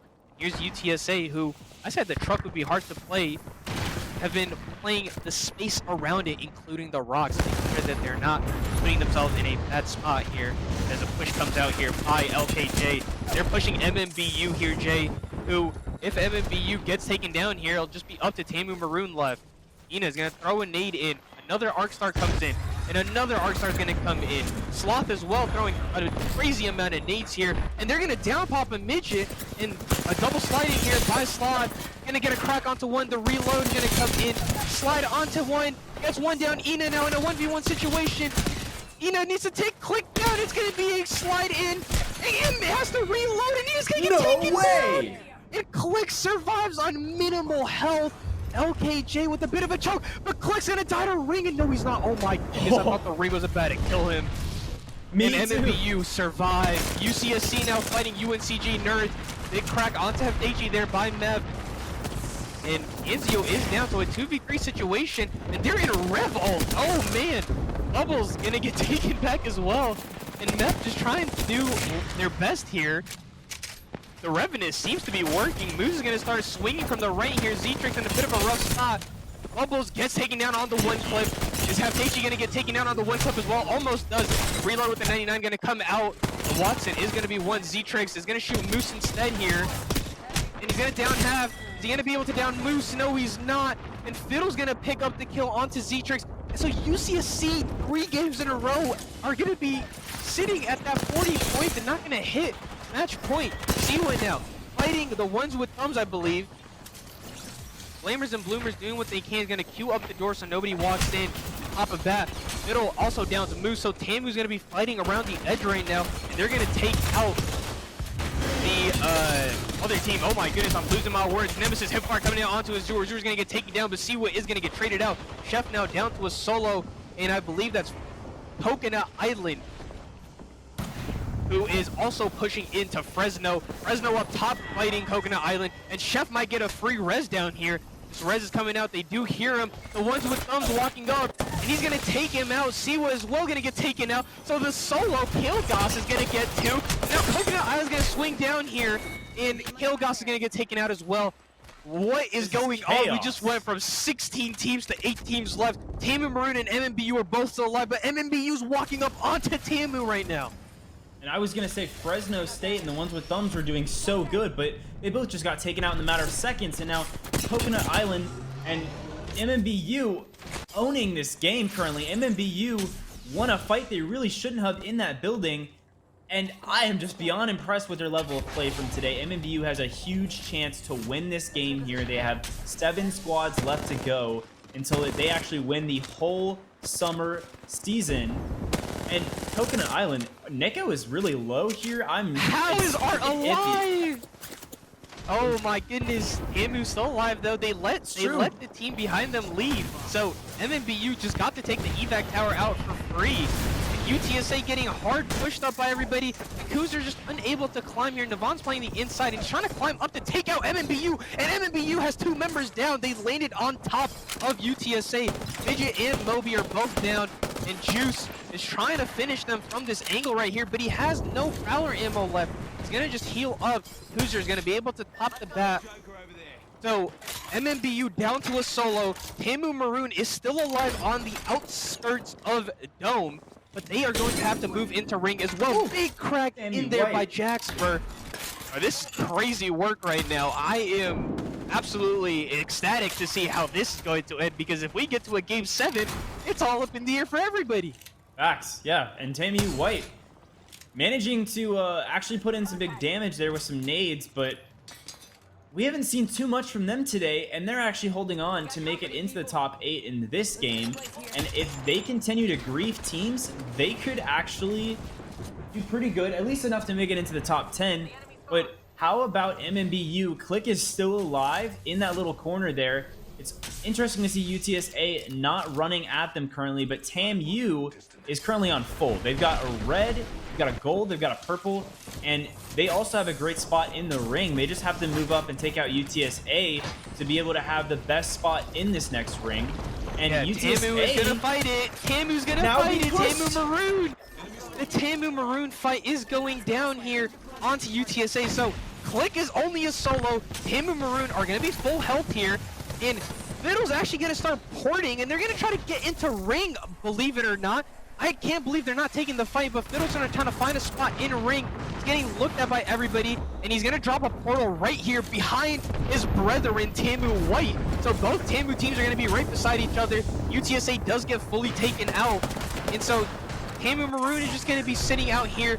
Click gets taken out, so MMBU out, Edinburgh out. Tamu Maroon's the only team left able to do anything, and Ty Guy is gonna get taken out by Pear. So one of Tamu White's members have gone out. Maroon's still alive and chilling, and they are getting into ring, and they're still alive and well right now. 6 squads remaining. Coconut Island down to us all, and UW are still alive. Yep. We saw them at the very beginning of the game Ricky is still alive as a solo. So Tama Maroon is a trio, and I think Bronco Esports Crimson, or not Bronco, sorry, GSTU is a trio, but Tamu White is going to look like they're going to fully go out here. So Tamu Maroon might be the only, one of the only trios left here. Swifty gets a huge crack, but Nusi with the armor swap was absolutely insane, and Swifty just isn't shooting back right now. Tamu Swifty Maroon trying to finish towards a win, towards winning the entire summer. And as this happened, their brother school taken, or their brother team taken out. So that is difficult for Tamu White, but Tamu Maroon still holding on to get that win for Texas A&M. Bronco Esports Crimson is the only other trio left alive right now. So Tamu Maroon is in a very winnable position. They're gonna have to move out from these silos semi-early. Art might even grief them from up top. Fiddle hard aiming it, and Art does get hit with the bow check there. So Tamer Maroon might be pulling out an absolute masterclass right here, and they're hard staring at this left building, shooting caustic traps and everything. Rain is gonna pull out. Pear's gonna go down, and more Volt shots come out, and they're gonna grief Tamu right here. Big shots coming out. Axie's the only one alive, and Axie gonna get taken out.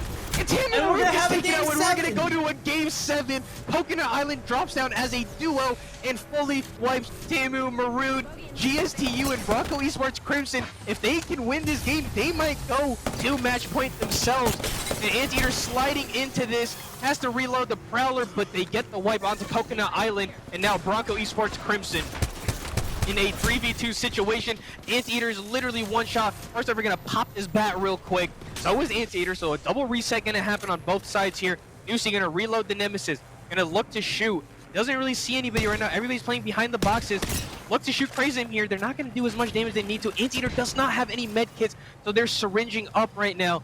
And the play here might be for Nusi to slide up and put a Watson gen down, but Anteater just crossing in the open here, gets damage onto Farson, but he's gonna go down, and Nusi's gonna get taken down, and Bronco Esports Crimson pull out the dub, and we are going to a game 7, Jay. How about Crimson? And yes, we are going to a game 7. I really thought Tamu Maroon would have won it there, but I think that all the other teams in the vicinity just realized in that moment, we need to take this team out. We need to get them. They saw the caustic and they knew it was Tamu Maroon. They said, nope, we're going to a game 7. And look who wins it. It's Crimson. And we have been watching them play all day saying they need to get a win. They really need to come in strong here, and look at what they do. They've done it. They have gotten the win, and I think that's going to boost them up towards the 40-point range. If, they had a ton of kills, they might even get to that 50-point threshold potentially.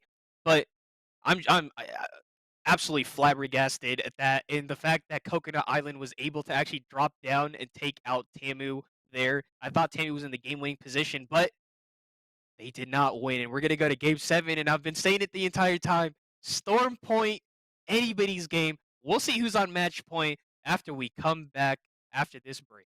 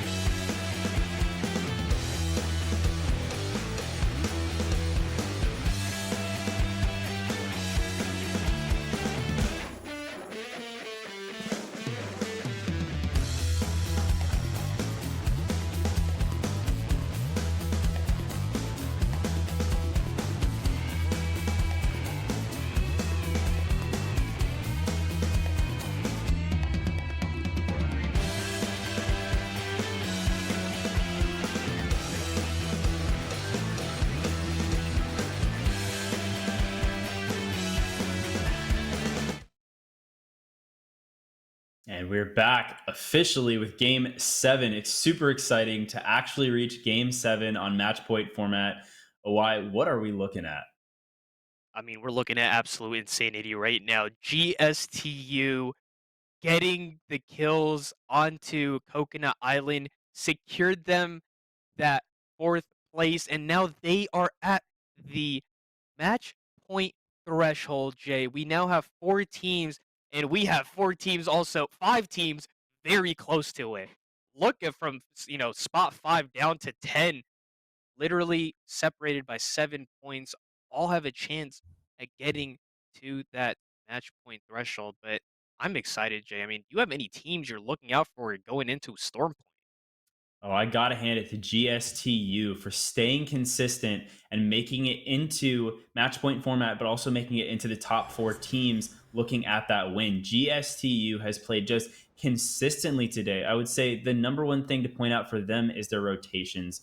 They have done a wonderful job of holding out in the right scenarios, whether they, see a team in front of them being pushed.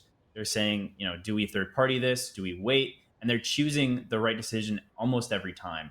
And that's allowed them to sneak into our winning teams here. There's something to be said for Edenborough and TAMU Maroon. Certainly, TAMU Maroon is playing amazing today with their level of play. But they just haven't been able to sneak a win in, whether they're getting griefed or whether they're just, the ring's not to their advantage or what have you. But GSTU is certainly the team that I'm looking at to take it back. MMBU could also, but I'm excited to see more from GSTU. How about you, OY? Yeah, I mean, honestly, UCSC hasn't done anything for the last 3 games, but they got the biggest game that they had on Storm Point, and I believe they will finally, at the very minimum, will get to the 50-point threshold this game. Now, whether they, win or if the game, fully ends here, that is yet to be seen. And if I had to predict, honestly, I think the game might actually end here. And hold the phones here, everybody. It looks like a Stormcatcher contest is happening between GSTU and One Brain 0.8 aim.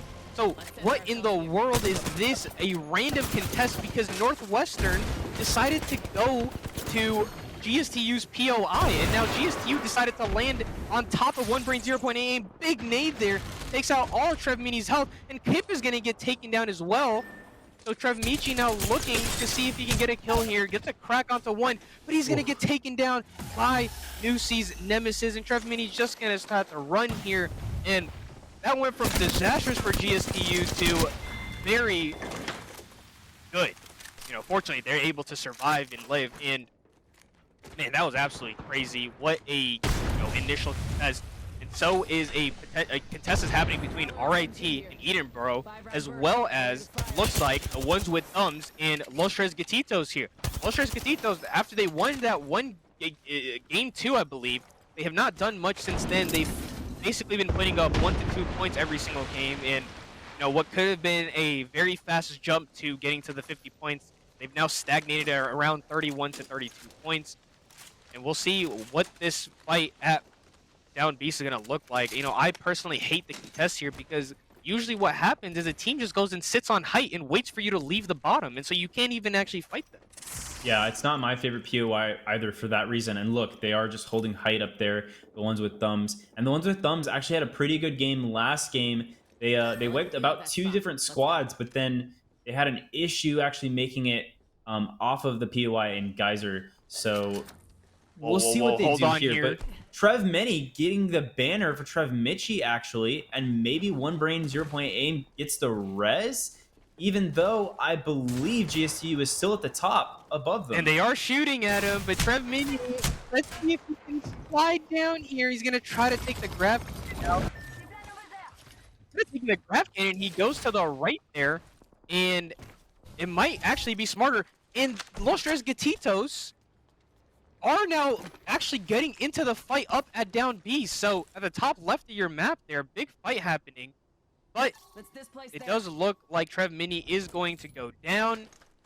And it also looks like the ones with thumbs have won the fight themselves. So very unfortunate for Los Tres Gatitos, and it's kind of hurts as you know, I'm a big Usus Aqua fan. I like seeing him play the game, and the fact that they haven't been able to pick it up and get into zone when they need to is a little bit frustrating And to then we'll see find as something a fan against you. myself.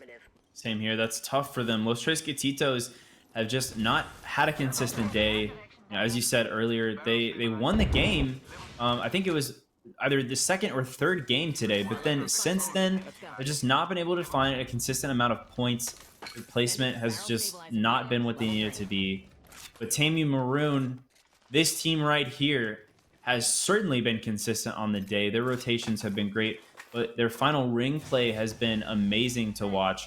And as soon as we get down to about 8 or 7 squads, they turn on the engines and they go crazy with it. So it'd be interesting to see what they do on Storm Point.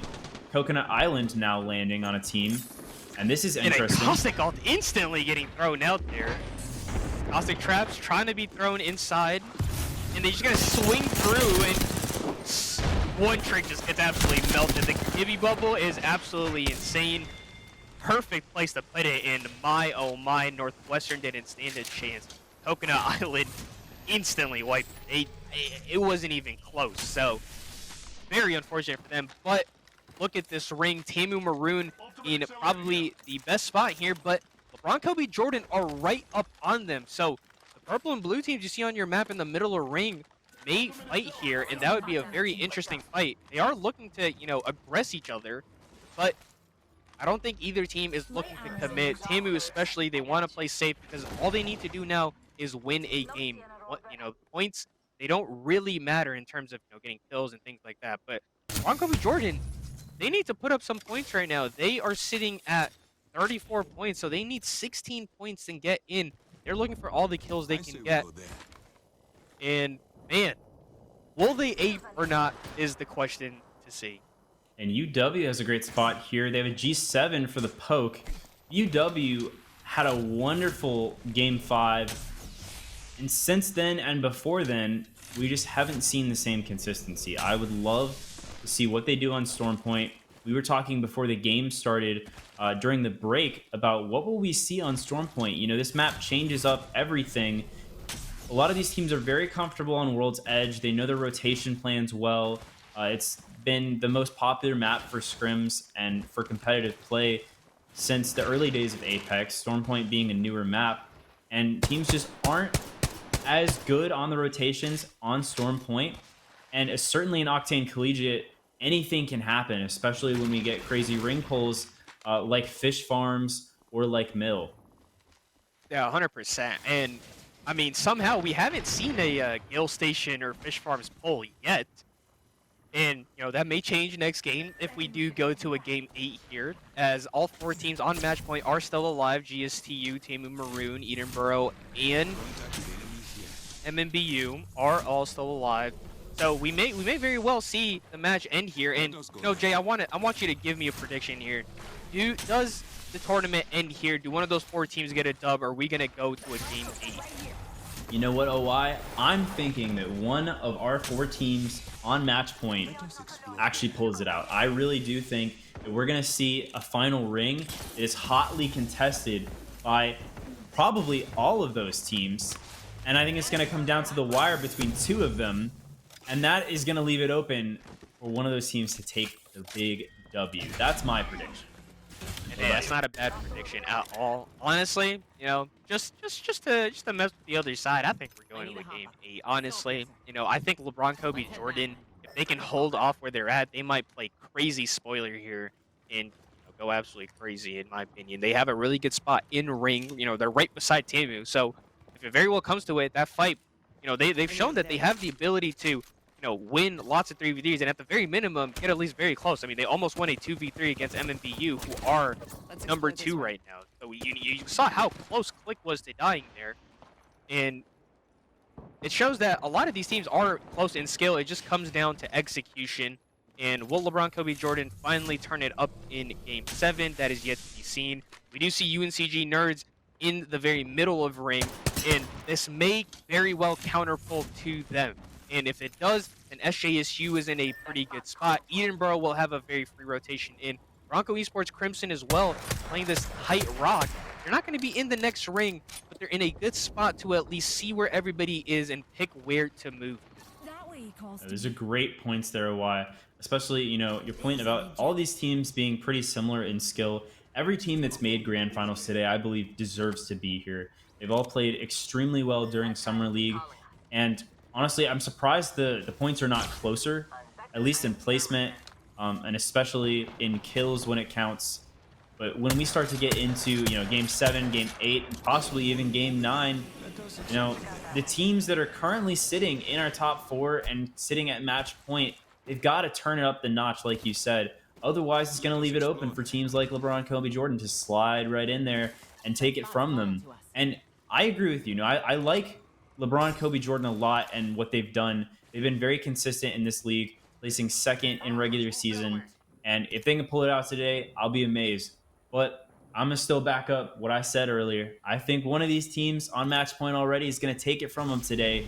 But I'll take you up on that bet. Yeah, and they very well could. I mean, a lot of these teams that are on match point right now have shown that they can win a game when they need to. I believe MMBU has won a game, TAMU has won a game, GSTU has gotten second, so they have not won a game yet, I believe. But the other 3 teams, Edinburgh, of course, have all won games. So they've shown that they can indeed win a match. They didn't get to match point just off of kills and not really placing high and being able to get to the final rings. So every team has the ability to do it. It just comes down to execution, as I said earlier. And once this ring closes, we're gonna see who's gonna get blessed with this bowl, because it could very well come south. It could go east. It could even go to the center here, as SJSU, another team that's at the mid-30s right now, they put up a big game. They can easily jump to the threshold as well. Extremely washed here, staring down Fresno State. The California fight happening potentially. That'd be very interesting to see as well. Yeah, get some Cali fight in there. Certainly going to take place on the beaches as well. So that's funny to see for 2 Cali teams. But Edinburgh, we haven't talked about them in a few games just because they haven't actually won since getting on match point in the 3rd game of our series. Edinburgh, I don't know what it is about Storm Point, but their rotations just aren't as consistent as they are on World's Edge. And so I want to see what they do here in this game, particularly based on the fact that our ring is pulling a little bit towards middle. Oh my goodness, a counter pull back is crazy. And I believe the team at mill, the ones with thumbs, have a caustic. So in the best spot, as well as the teams that are in the buildings in front, Coconut Island, and I believe, I think Bronco Esports Crimson, or another team that's right beside them, is in those buildings. So very interesting for them. UTSA now fighting at the very edge right now. Z-Trix and UCSC, a team that we've been talking about for so long that needs to get points up on the board. Kuzer actually down to Anzio and is going to start popping a bat. So UCSC needs to get points, and they have a gold bag, and they're going to res him. Z-Trix is going to Horizon ult, and it's probably going to... No, Juice isn't going to get down by it, but the nade might hit. Unfortunately, it doesn't. Devon and Juice are both going to back up and bat. And so UTSA is going to get a reset. Anzio gets re-down, but fortunately for UCSC, they also have gotten their members up, so it is going to be a 3v3 potentially. And Fresno State now potentially taking the fight onto, who do we say? It was San Jose State. That looks like the fight that is going to be in, and it's not actually San Jose State. They're still in the building, so different teams fighting him. Here's GSTU at the very center, looking to push up onto UNCG Nerds, I believe, with the 99. In a climb up by Noose, he's going to play the front side. Anteater's trying to hold off other teams, and Noose puts an R-Star down. It doesn't stick anybody, unfortunately, but it does do some damage. Red armor on whoever is inside, and it doesn't look like Noose is going to be able to get out alive. Or she actually does get out. Crazy. And Fresno State is going to be fighting Tamu White, and Tamu White is going to get taken out. That's the team that landed on top of them. San Jose State just decided not to third party that. Edinburgh now also chilling in here. They're going to start porting to the top of the hill potentially. Yuxi puts up the Q, and he's going to get to the top left here. And are they going to play the tree here? I assume the port's going to be dropped right here. Yes, it is. And they're going to have to rotate in at a very awkward angle. Edinburgh in a very interesting spot to say the least. Yeah, Edenborough is really good with this comp. You know, they use Wraith time and time again to port out of situations where they know they might be in a risk. And honestly, it works really well. And so they just used it exactly how they usually do. And it worked out well. So they avoided that situation, get height, and we'll see what they do from there. But currently, Blammers and Bloomers fighting in this building, and see what is down. Foolin and Chef doing a great job of covering their angles. And they might get this res off, but it's in a risky spot. I'm not too sure if this is going to hold out. And they do get dropped on. See what Foolin and Chef, oh, they're all so low. My. And they're going to get taken now, but Navon is also going to get down. And Juice, there's no way bro's going to survive. And unless he gets in front of Ring here, he's just barely outrunning it. Now, how long can he outrun it for is the question here, because he's having to take a weird angle. The UTSA looks like they'll, get a squad wipe, but once again, they sacrifice basically their entire team there, and both of them, all their members go down. SJSU flies in to be underneath Coconut Island here. And Coconut Island, I don't know how, they want to coexist or not. Ones with Thumbs are in the other building on the opposite side. There's potentially teams also going to be looking over. However, SJSU is safe for now. There's Tamu Maroon. They're going to be playing the bridge. So a lot of the teams are converging. We still have 15 squads left, Jay. This is amazing. Yeah, 15 squads left. This round 3 is closing. So if you look at our map, there's so many teams spread out. You've got teams in the water, you've got teams on the hill, and teams playing at Mill. We've got a contest happening at Mill currently.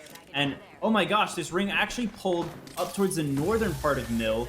So I thought it was going to pull all the way to the west, but it actually did go north a little bit, which means into the bridge and have a very good spot.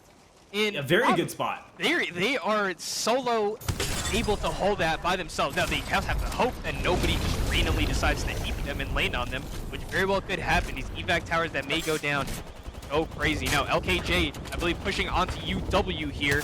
Sloth gonna get a hipfire ult spray onto Wizard.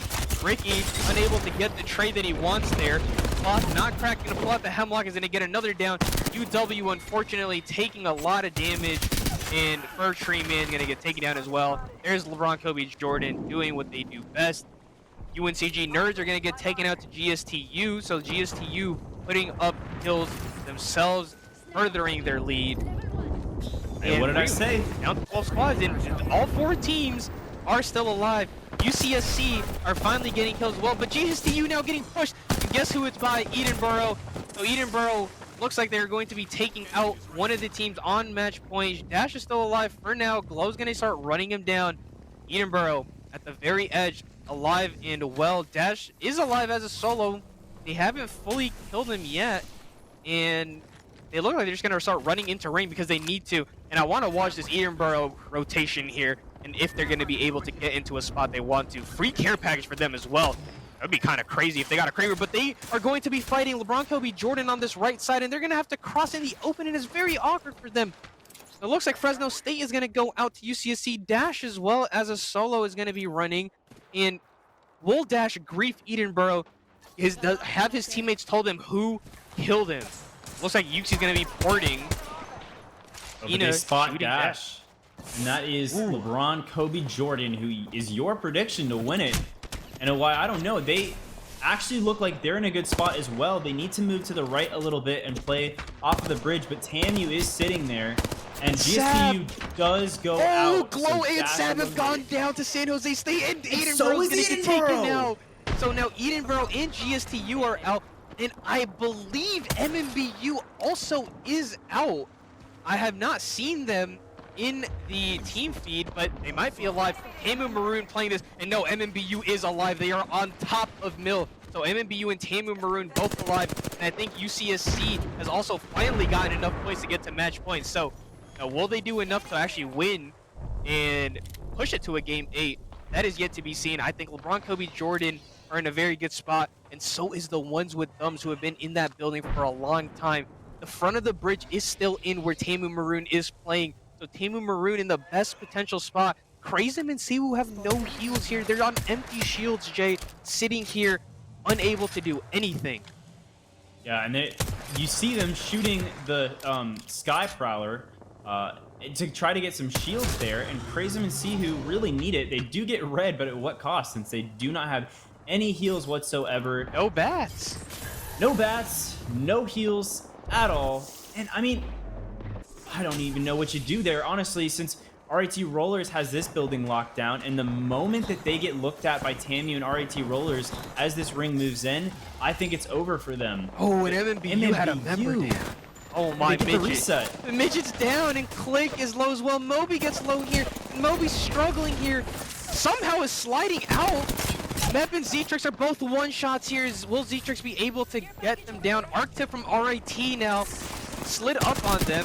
Moby, last one alive. And he is down to being one shot. MMBU is going to go out. So now we have only one team left on match point, Jay. We have a 1v7. Seven teams now looking middle. And Tamu are getting pushed right now. Actually gets taken down. Pear is low as well. And Fiddle gets low. Oh my goodness. Fiddle walked into a thermite. Fiddle's gonna get taken down. And Pear is down to a solo here with the ring closing on his back. He's gonna have to slide in here. Gonna throw down an ult. Gonna try to potentially res here. And a nade gets thrown down. Two nades. A Horizon ult. Pear's gonna get hit for a ton here. Pear gets a swab. And he takes ring damage! Oh my goodness, he's gonna die to ring! No, he's not, he's gonna stay alive! Gonna start popping a med kit here, and he's down to just a solo. And will Tamu be able to somehow win this? Will Pear be able to clutch it out as a solo? Coconut Island hard fighting. The ones with thumbs here, it's absolute insanity. And Tamu, the only team left who could win it all by winning this game. And they're doing such a good job staying alive. So Pear has the reset, needs to stay alive. And now we're down to 5 squads left as the ones with thumbs go out. And in 5 squads left, most of these are duos and solos. So this actually is looking very intense. And it looks like SJSU pushed up onto Coconut Island and took Coconut Island out. So now San Jose State is a trio and alive. And Pear is in a rough spot. And it looks like Pear is just going to sit there. It is 2 duos, a solo, and a trio. San Jose State, the only trio left in the building, and if they win this game, I believe they are going to go to match point eligible. Crazem and Siwoo with no heals have been just sitting on this rock, Jay, and have just been sitting here for who knows how long. Siwoo with 1 bar of shield. RIT Rollers on the other side of this mountain as a duo sitting there, and Pear crouching at the bridge. What do you do here but cry, honestly? Oh man. I mean, this is big for SJSU, though. They get this win. They're sitting at 34 points currently. This could launch them in a match point. And if we go into a next game, that could mean SJSU has an opportunity to win it all. And Pear is at the building here, just playing the outside. If Pear somehow clutches this up, this will be probably the greatest solo rat win of all time here. And Pear climbs up to the roof here. I don't think they see them on the roof. And Pear's just sitting here. He's not going to shoot anybody. He's looking down. He's not going to do anything. And Pear in a really good spot, but they do patch Pear out here. Dr. Suz is going to do damage to Pear. And Viking Cap actually climbed up onto Pear. This Pear is still alive. He's going to get hit, but he didn't actually commit to the roof there because he didn't want to fight it. Pear only has 2 cells left as well. Crazem. Look, it has Arc Stars to grief here potentially. And everybody's on low ground, Jay. Nobody's looking at Pear. Pear is sitting on top as a solo. Dr. Suz and Crazem are going to fight here. Bronco Esports Crimson might go down out to RIT here. Big L-Star shots coming out. Dr. Suz taking a lot of damage right here. Crazem's gonna get taken out. SJSU pushed out. Pear is gonna get shot at here. And Tamu is gonna get taken out. We are going to a game 8. Now, can SJSU win and get themselves to match point here? And yes, they are going to get the KP. Huge win for San Jose State. And will that pull them up to 50 points? I believe it should. Oh my goodness, Bronco Esports Crimson also, who were at 40 points, got to, I think, 2nd place, Jay. So that's gonna put them up at a ton of points in absolute insanity. And we're going into a game 8, and I'm going to lose my voice by the end of this. Same here, Waz. SJSU having a fantastic game there. If they play like this the rest of the day, they're going to win this series. I wish they had played like this earlier, honestly, and I bet they do too. SJSU doing an amazing job there. And I mean, as soon as they were the full 3 stack on red shields and everyone else was a duo or a solo, It was kind of over, but I'm impressed with Pear for Tammy Maroon staying on until the end there and looking to get that clutch, just doesn't quite get it. Yeah, I mean, going to the roof was super, super smart, and he was just hoping that RIT would have already slid down to being underneath the building, but they were actually still on the rocks. And the fact that they shot at the roof let other teams know that Pair was still alive and that there was somebody on the roof. And man, I want to see how many teams are on match point now because I'm guessing it's around 6 to 7 to potentially even 8. And we'll let you know as we come back to game 8 on Storm Point right after this.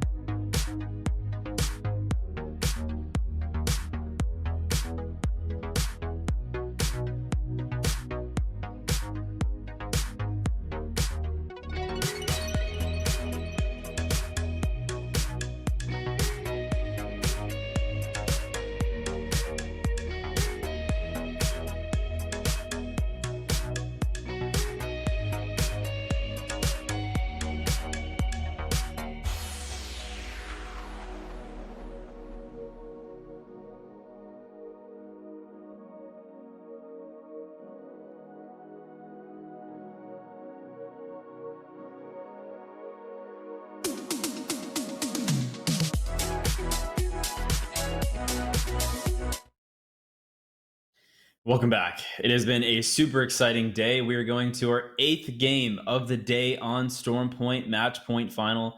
We have 7 teams on Match Point. Oh, why? This is insane.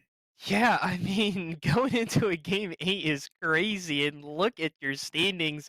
Team and Maroon running away with, you know, at least second place, it looks like, with 85 points at the top, but you go down the list, we have now San Jose State, UCSC, and Coconut Island have all joined the party at match point eligible teams, and going into game 8, the another Storm Point game. I want to see who's going to come up with a win this game because it's been split every single game. We have not had a single repeat winner at all tournaments so far. A different team has won every single game. And we also see a lot of teams very close to getting to that match point. Blamers and Bloomers, Bronco Esports Crimson, UW Huskies, RIT Rollers, One Brain zero point 0.8, AIM, LeBron Kobe Jordan. All these teams within 4 to 11 points of making it into that match point threshold. If they put up a ton of points this game, they could very well be in there. But game number 8, it looks like my bet did go my way, Jay. So Did I will ask you the exact same question I did last time. Will we see the tournament end here on Storm Point in match 8? you know? Called the last game and said that we would see it. We would see the game in there, the whole series. But honestly, with the way these teams are playing now, and the fact that we have not seen a repeat winner in any of these games, and the fact that we have 7 teams all on match point, and even more almost at match point, but no one's winning it, I'm calling it now. I think we're going to see one of these teams in the lower top 10, or sorry, the top 20, and the bottom 10. We're going to see one of them win this game. No, we're You gonna know what? we're going to That's my game call. 9. We're going to game 9 according to Game Jay. 9. Everybody, you heard it here first. Going back to World's Edge, and we'll see. I mean, I think And I've been wrong before. I would agree with that prediction if we don't get a water ring. I think if we get a water ring, we're gonna have the tournament will end here. So, for everybody watching, you're praying for a non-South Sea Note, non-Gale Station, non-Fish Farms raid. But absolute insanity. I want to see if any tests are going to be happening here. But off looks of everything, it doesn't look like it. And UNCG nerds, I've not gone to a single POI. They're just going to lane in the middle of nowhere and just let everybody be. And it does look like the down beast contest is going to be happening again. It looks like Los Tres Gatitos and the ones with thumbs are going to be fighting. And this looks like a wall ring. So this would be very interesting. A potential pull to Armory. Oh my lordy lord. And yeah, look at the pings already coming out by Tamu Maroon. They know this ring's gonna pull up north, and so they want to go up north. But we're gonna go look at the contest here between Los Tres Gatitos and the ones with thumbs. Two of the teams who just have been stagnant for a while now. 20 points right now for the ones with thumbs and 29 for Los Tres Gatitos. They have not been able to just get points on the board. And Los Tres Gatitos, I believe they were at 26 points after game 2, Jay. That means they've gotten 3 points in, I think, like 6 games now. Yeah, it's not great. You know, we expect a lot more from them. I think they're just not getting lucky with their contests, as well as the rotations after the contests, whether they win or not. And you see it happening again here. You know, on top of down beast is the way to win this, and if you can just catch the team below you, then that's what's going to happen for Los Tres Gatitos. But if Los Tres Gatitos has this fight flip onto them, then I don't know. My hopes will be dashed for them in this tournament. Yeah, they need the Gotta say. confidence. They just need confidence. And landing down beast is like very counteractive to, you know, they were probably expecting a lot of rings pulling to Mill, which is why they landed here, because Mill is, you know, we had a game where all 3 Stormpoint rings went to Mill. So Mill is a pretty common pull, and I mean it was right in front of Mill last game as well, but they did lose that contest. So if they, you know, were hoping to do well on Stormpoint here, they needed to land at a different place. And look at that. Honky Donkey is down. Noah, so Los Tres Gatitos are already losing that contest. As we look at Blamers and Bloomers here at the top of command and their potential fly in once if they decide to leave to go to wall, but just not having a fun time. Los Tres Gatitos, but a fight at wall is already coming through. GSTU has rotated in very early, and MMBU wanted to craft here. So two teams on match point are already fighting at wall right now, Jay. And I mean, we're gonna see a lot of this of match point fighting each other early. Yeah, and GSTU has been playing very consistently in the latter half of today. And by landing at wall and playing their angles safely here, they're going to do good again. And Anteater, Nusi, and Dash are a lethal combo, especially in close range fights. And I think they're smart when it comes to knowing their angles, knowing that a fight at wall means that you need to get it inside of a building. You need to take it to a rooftop. You can't just have this become a poke battle. So I'm interested to see what they do here, how long they stay at wall, how long this fight plays out. But I think GSTU will play this smart, and they'll last a bit longer to some of these later rings. Yeah, and the fact that they're playing Watson is really helpful for them because these buildings usually get spammed. You spam nade through the top, windows right here that you're looking at, and then you just push in from the bottom, and it just puts the teams in a very, very bad spot. However, they have a Watson and a Watson gen that can break all the nades. And here we're looking at Tamu Maroon, another match point team with Tamu Maroon, MMBU, and GSTU all taking spots here. And Tamu Maroon is going to just get into the building there and chill. Bronco Esports Crimson now coming in with the Trident, and they are also wanting to get to wall. They have the same thing where Fiddle is. So a lot of these teams know where this ring is going, Jay, and they're all converging at this wall area. We already see 5, 6, 7, 8 teams around this area. So yeah, very it's going to be a impressive. mess in no time. Especially down here at Down Beast. This contest, if you can call it that, is still happening. The ones with thumbs still looting up, biding their time. But yeah, we're going to see a lot of compression up near the wall. And it looks like Noah was just rezzed. But this is interesting. The ones with thumbs are not aping this. You would think they would, knowing that the res just happened. There's 2 whites. I'm not sure why they're not pushing that. Yeah, just a bit awkward. You kill Noah and then you just decide not to go. And here comes Coconut Island, another team on match point, flying in. And where are they flying to, you might ask? I have no idea because Banana went to the left, Rain and Art are on the right. So yeah, Coconut Island is just split up like crazy, and they put themselves in a horrendous spot. They cannot meet up with each other. So they're in a very interesting spot there. Northwestern, who are at the very bottom, are in a very good spot, in my opinion, and can potentially win. Tamu White now trying to get some KP onto UNCG Nerds here. Bubbles taking damage in ring. Moose also extremely low, and Hafeichi is behind everybody. It doesn't look like Moose has a single medkit. Moose is just sitting there popping syringes. It doesn't look good for him because ring is very far, and Tamu White has the crafters. So a bit rough here, and here comes UTSA to third party this, but they don't know that UNCG is not actually fighting this. They're running.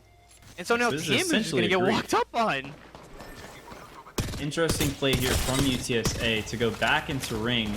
I guess they see this as easy KP. And they down Jaxper. They do actually get it down and will probably capitalize off this fight. But it's just funny to see the silliness in these first few moments of this game. Teams going into ring to try to get extra KP. Teams not landing with each other. And I don't know what's in the air, but now UTSA is actually losing members. And somehow are losing the fight. They went from literally winning it to somehow are now on the back end. Cruiser now is a solo, and he's gonna get taken down, and Ty Guy might not get the syringe off. Oh my goodness, he barely gets it off here, and he's gonna get taken out. And will Cruiser be able to heal and res everybody? Yes, he will be. So Tamu White is going to go out first here, and I believe Tamu White was at the 30-point threshold. Nope, they were at 22. UTSA was at 23, so both teams at the 15th/16th position fighting each other. And Banana somehow made it all the way back here, and Bananas might die to ring here. He needs to slide in to pop this med kit, and they get stunned by the Arc Star here, and there's people right in front. Bronco Esports Crimson are trying to rotate in from behind Coconut Island here, and Coconut Island has fortunately taken this building and now have caustic barrels and everything down all over it. However, this ring is pulling to the front side of wall, so they are going to have to move eventually. And Bronco Esports Crimson, I think, now recognize this, and they're like, we're gonna go into the tunnel and potentially rotate around to where Northwestern is. And we'll see what happens. Wild that no one actually had that building yet. So very good job there. Crimson now has to make an interesting rotate. They're going to lose one to ring, but get the res off. Crimson, I'm not sure that they know what to do here, and they're trying to adjust, but there's just nowhere for them to go. They have the tunnel to make the rotation through, but how many teams are coming up on them will remain to be seen in these coming moments, as a lot of the teams that are making their way up towards wall are going to get into that spot near the choke. You see, you know, One Brain 0.8 aim there. You see One Trick's team there. And so the more that Crimson gets backed into the wall against the ring and against this rock right here, the less likely it is that they're going to survive until the late ring with 18 squads left to go. Yeah, and I think, you know, it's very interesting to see all those teams, the command center area over there playing the front side, because, you know, this ring has pulled to where Northwestern is playing, so this very well could be a potential game-winning spot for them there. So not a bad call for them to go there. I just not a very what's the word, common, not a very common ring to pull down there. It usually pulls towards a wall where, you know, as we saw, everybody wanted to go there because that is where it usually pulls. But San Jose State here playing the south side of Cascades, they're hoping that it's going to counter pull back in front of them. And another team on match point at 53, going to be playing uber safe here, looking everywhere they can and making sure not to overcommit here. Bronco Esports Crimson, they did get out, and they're going to be playing the center here, but look at that next ring. It is going to be pulling to the front side of that wall there. So Northwestern still in a good spot. I believe LeBron Kobe Jordan are in the next ring as well. RIT Rollers, Taming Maroon, Coconut Island, all of those teams are going to be in good spots here. And UCSC are going to be in this back tunnel, and I believe whenever they decide to push out of this tunnel are going to have a very good spot as well. So they're playing it very smart, clearing their backs consistently and making sure that the only way people can, you know, fight them is if you're in front. You cannot be behind this in third party. They're confident in making a 3v3 in front of them, and that's what they're looking for. But just very, very safe by everybody. I mean, 18 squads remaining, and every single person is a full trio. Just impressive to see right now. What a fight happening now with UTSA moving up on the rock, and they're going to catch Noah. And so this is going to turn fast as they play in the building. But wow, a crypto drone coming out. Crypto ult. Oh, someone's playing crypto and did not get the break with that ult, so that's unfortunate for whoever is flying the drone around. But UTSA now making a rotation around Cascade, which this actually might be to their disadvantage because, yep, and there comes the longbow shots. There was a team up there on height guarding their backs very well. Boozer did not take a good angle. And look, Los Tres Gatitos are still behind this team. So if they wanted to, they very well could fight him. And yeah, now they see him, and there you go. Navon is going to go down. And Koozer's in a rough spot here. Aqua understands this. He's going to start pushing up onto this hard swinging it. And he's going to get taken down, so Koozer's going to get insta-finished. Aqua's probably going to go down to ring. But now SJSU pushes up onto them. And one member of SJSU is going to get taken down. Viking Cap gets taken down. However, Juice cannot get the trade, and Navons gets taken down from outside. So San Jose picks up some kills. And Los Tres Gatitos not in a bad spot themselves. If they push up right now, they could have taken that 2v2, but a res has gone down, and they're just going to go out to the left here. Horizon queue up and try to get out where they can. Yeah, like I said, UTSA just putting themselves in a disadvantaged spot there as they come out of ring, and SJSU capitalizing on that. Los Tres Gatitos trying to as well, but Los Tres Gatitos in a bit of a frenzy, and they're down to 2. Useless Aqua looking to craft some heals, definitely needs them, and hopefully they can get a reset and kind of like rat it out until the later rings. but definitely a shaky start to this game here in Game 8 on Storm Point. Yeah, and a lot of they have to move. Everybody's on like them and San Jose were on the edge of ring here, and they're gonna have to move up. I'm curious to see where Edinburgh's actually playing because that's a very haven't I've been talking a little bit of smack on them on Storm Point, and they're actually in the wall area there, so that's not a bad spot, especially because they're running Watson Wraith. So the ability for them to port uphill when usually you'd have to run up is very, very good for them. And it looks like a Fresno State 1 Brain 0.8 aim fight is going down. Here's UW Huskies who need some points to get up onto the board and get to match point as well. They're sitting at, I believe, 43 points. So they only need to secure 7 points, but those 7 points are going to be hard to come by. LeBron Kobe Jordan, I believe, is in that building right beside them, and they've been holding it since the very beginning of the game. They've just been coexisting beside each other. Looks like Z-Trix and UCSC are fighting Bronco Esports Crimson, and Bronco Esports Crimson is going to go out, so that's another team that will not be reaching match point. UCSC on match point takes out a team that wasn't on it. So I think every team we've lost so far has not been on match point, Jay. So I think 7 out of the 16 teams remaining now, almost 50%, are on match point. It makes it harder and harder for this to move to a game 8. No, I think you're right. And, you were right about your prediction in last game. It's starting to look like I'm not very good at making predictions in the face of yours. So maybe you're right, Owise, but you never know. You never know. It could still pull back into the hands of one of these teams that really desperately wants to get a win, wants to get back onto match point, and are hungry for it. We've seen our Octane teams time and time again surprise us. So you never know. Oh man, everybody's getting stuck in this ring, and I think all of UW might just die to ring. LKJ actually is able to get the wipe here, and they might be able to reset in the building here. Will UW push this or not? Ina's going to put up a low wall there. Tree is alive, and so is Wizard and everybody. So they do hear them rezzing in there, and I think they might want to go wipe this while they can. But UW is just going to play it safe.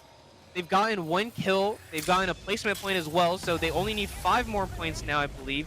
The line gonna get the reset, so everybody's good there, and this is literally pulling to the 3 buildings in wall.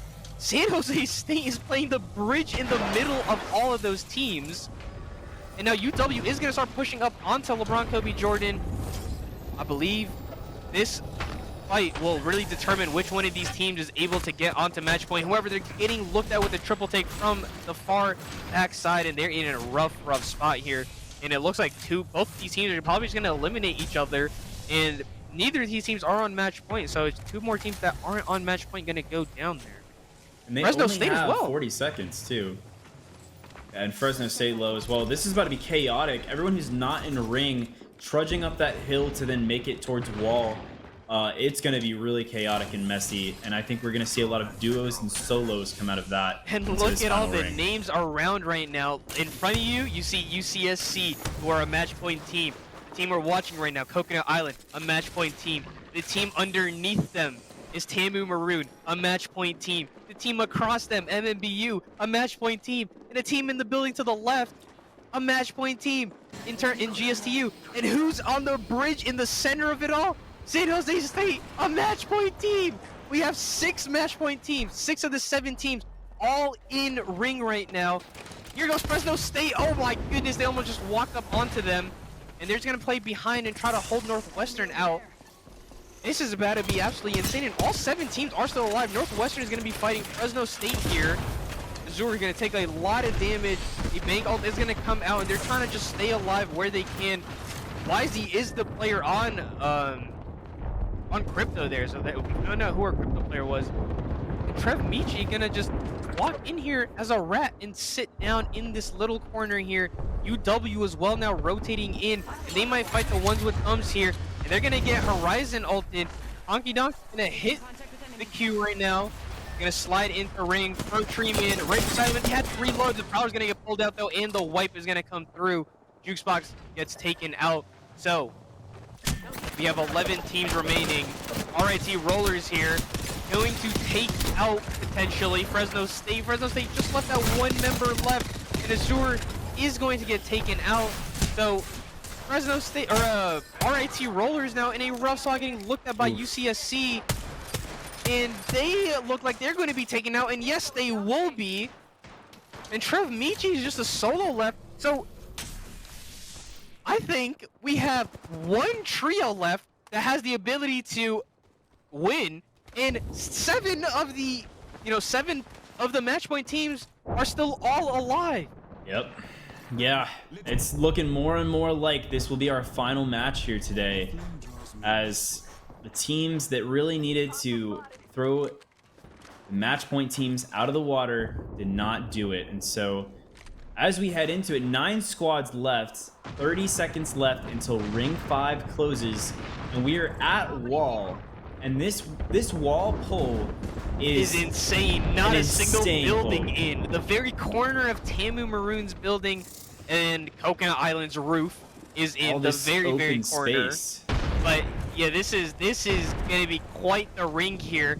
Flick is gonna take down a member of San Jose, and Tamu's gonna push up into Coconut Island on the roof here, and they're gonna take out 2 members, and they're gonna take them all out. So Coconut Island is taken out. So is San Jose State. And Edenboro now fighting MMBU here. They're gonna fly up into the bridge area here, right behind them all. Glow with the Prowler. It gets a bunch of damage. Trev Michi gets taken out. So now we are almost guaranteed a win. I believe the ones with thumbs are still alive, though I am not 100% sure on that. Edenboro now walking up, and yes, Honky Donkey as a rat. Yep. Wraith is still alive, but the other 4 teams are all trios. Edenboro, Tamu Maroon, GSTU, and I believe UCSC, I think. Low takes down Nusi, and now it's down to just Anteater. Sab is gonna get taken down though. Sab is gonna get taken down. Actually gets a knock onto one Yuxi. Big trade with the Nemesis here, and they're gonna try to res Sab, and it looks like Sab will be able to be rezzed here. Big damage from Mep onto a Tamu member. Pair is literally one shot, and they're gonna drop onto Honky Donkey, and we are guaranteed a winner in this game. Fiddle and Pair are all super low. Mep is doing big damage with the 99 here. They're gonna look to swing left here. Fiddle is gonna get taken down to the Arcstar by Sab. So Glow in Edenboro might pull out a big Storm Point game here and win this, doing big, huge damage. GSTU also got up to a full trio, Jay. It's going it's going down right now. GSTU, I called them to win it last game, and they might do it this game. You know, GSTU has the bridge to play off of.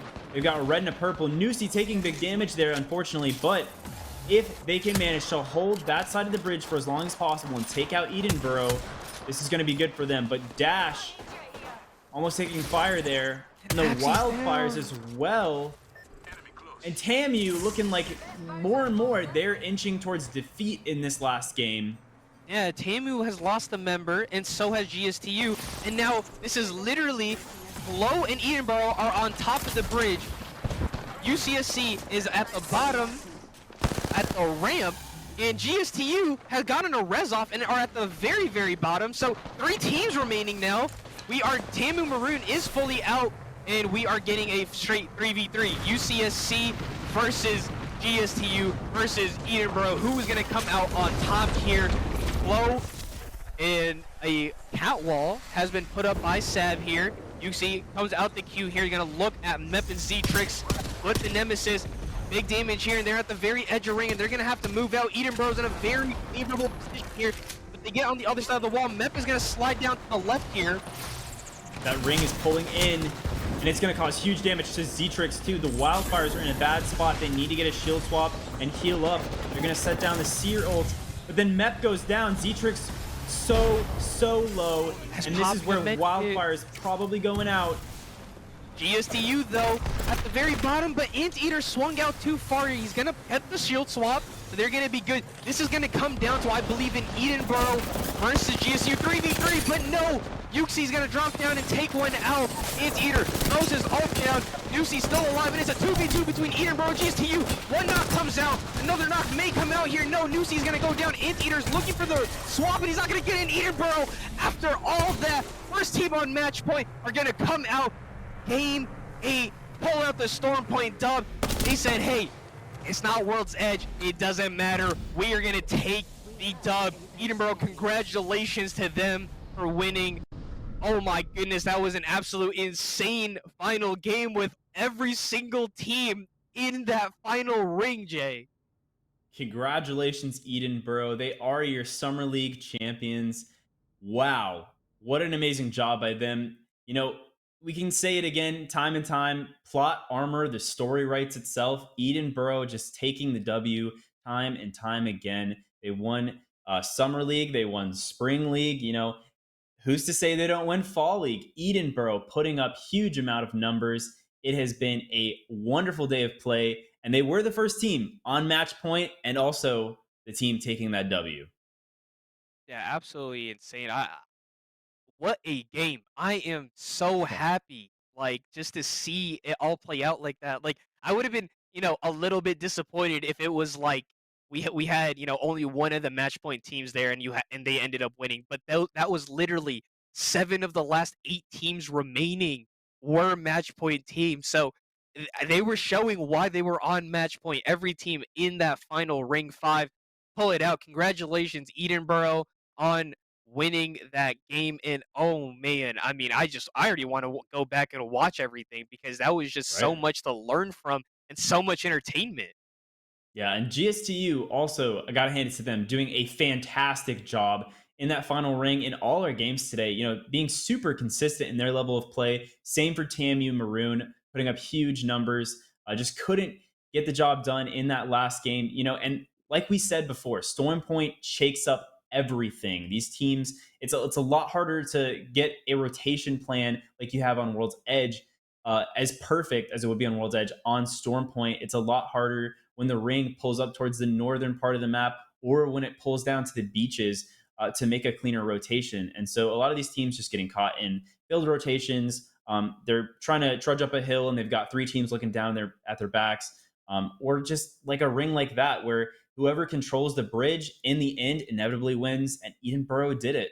Absolute crazy ring. And hey, let's go to the standings and see what positions 2 and downwards looked like in Edinburgh with the dub. You see that first place with 89 points, and Timu Maroon, an absolute masterclass by them, 94 points, securing second place. MMBU, we saw them. They're the team that landed at wall. Unfortunately, they just picked the wrong building to hold, and they go out at third or fifth place in that game, but they do secure third place overall. GSTU in fourth, and rounding out the top 5, UCSC Wildfires. Yeah, what a wonderful day of play for all of our teams involved. GSTU, UCSC, and MMBU really doing a wonderful job after the first 2 games on World's Edge to come back into this top 5 and secure their standing. So, congratulations to all our top 5 teams, including, especially TAMU, Maroon, and Edinburgh for getting to match point before anyone else, maintaining that status and putting up a whopping almost 100 points in our 8 games of our summer grand finals today. Why it has been super exciting to cast this series with you all summer long and especially today. Do you have anything special to say about just our summer league in general, or any of these players, any of these teams that you want to just get out real quickly?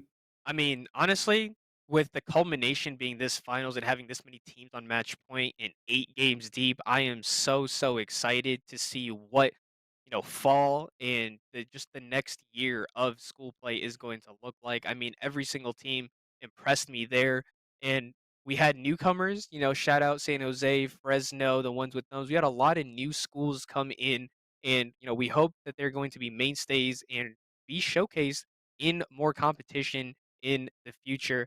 And if you are a college student, watching this, feel free to, type in Twitch chat, get a Discord link, come join up the server and, potentially participate later. But we do have an interview with the winners here. I am so excited.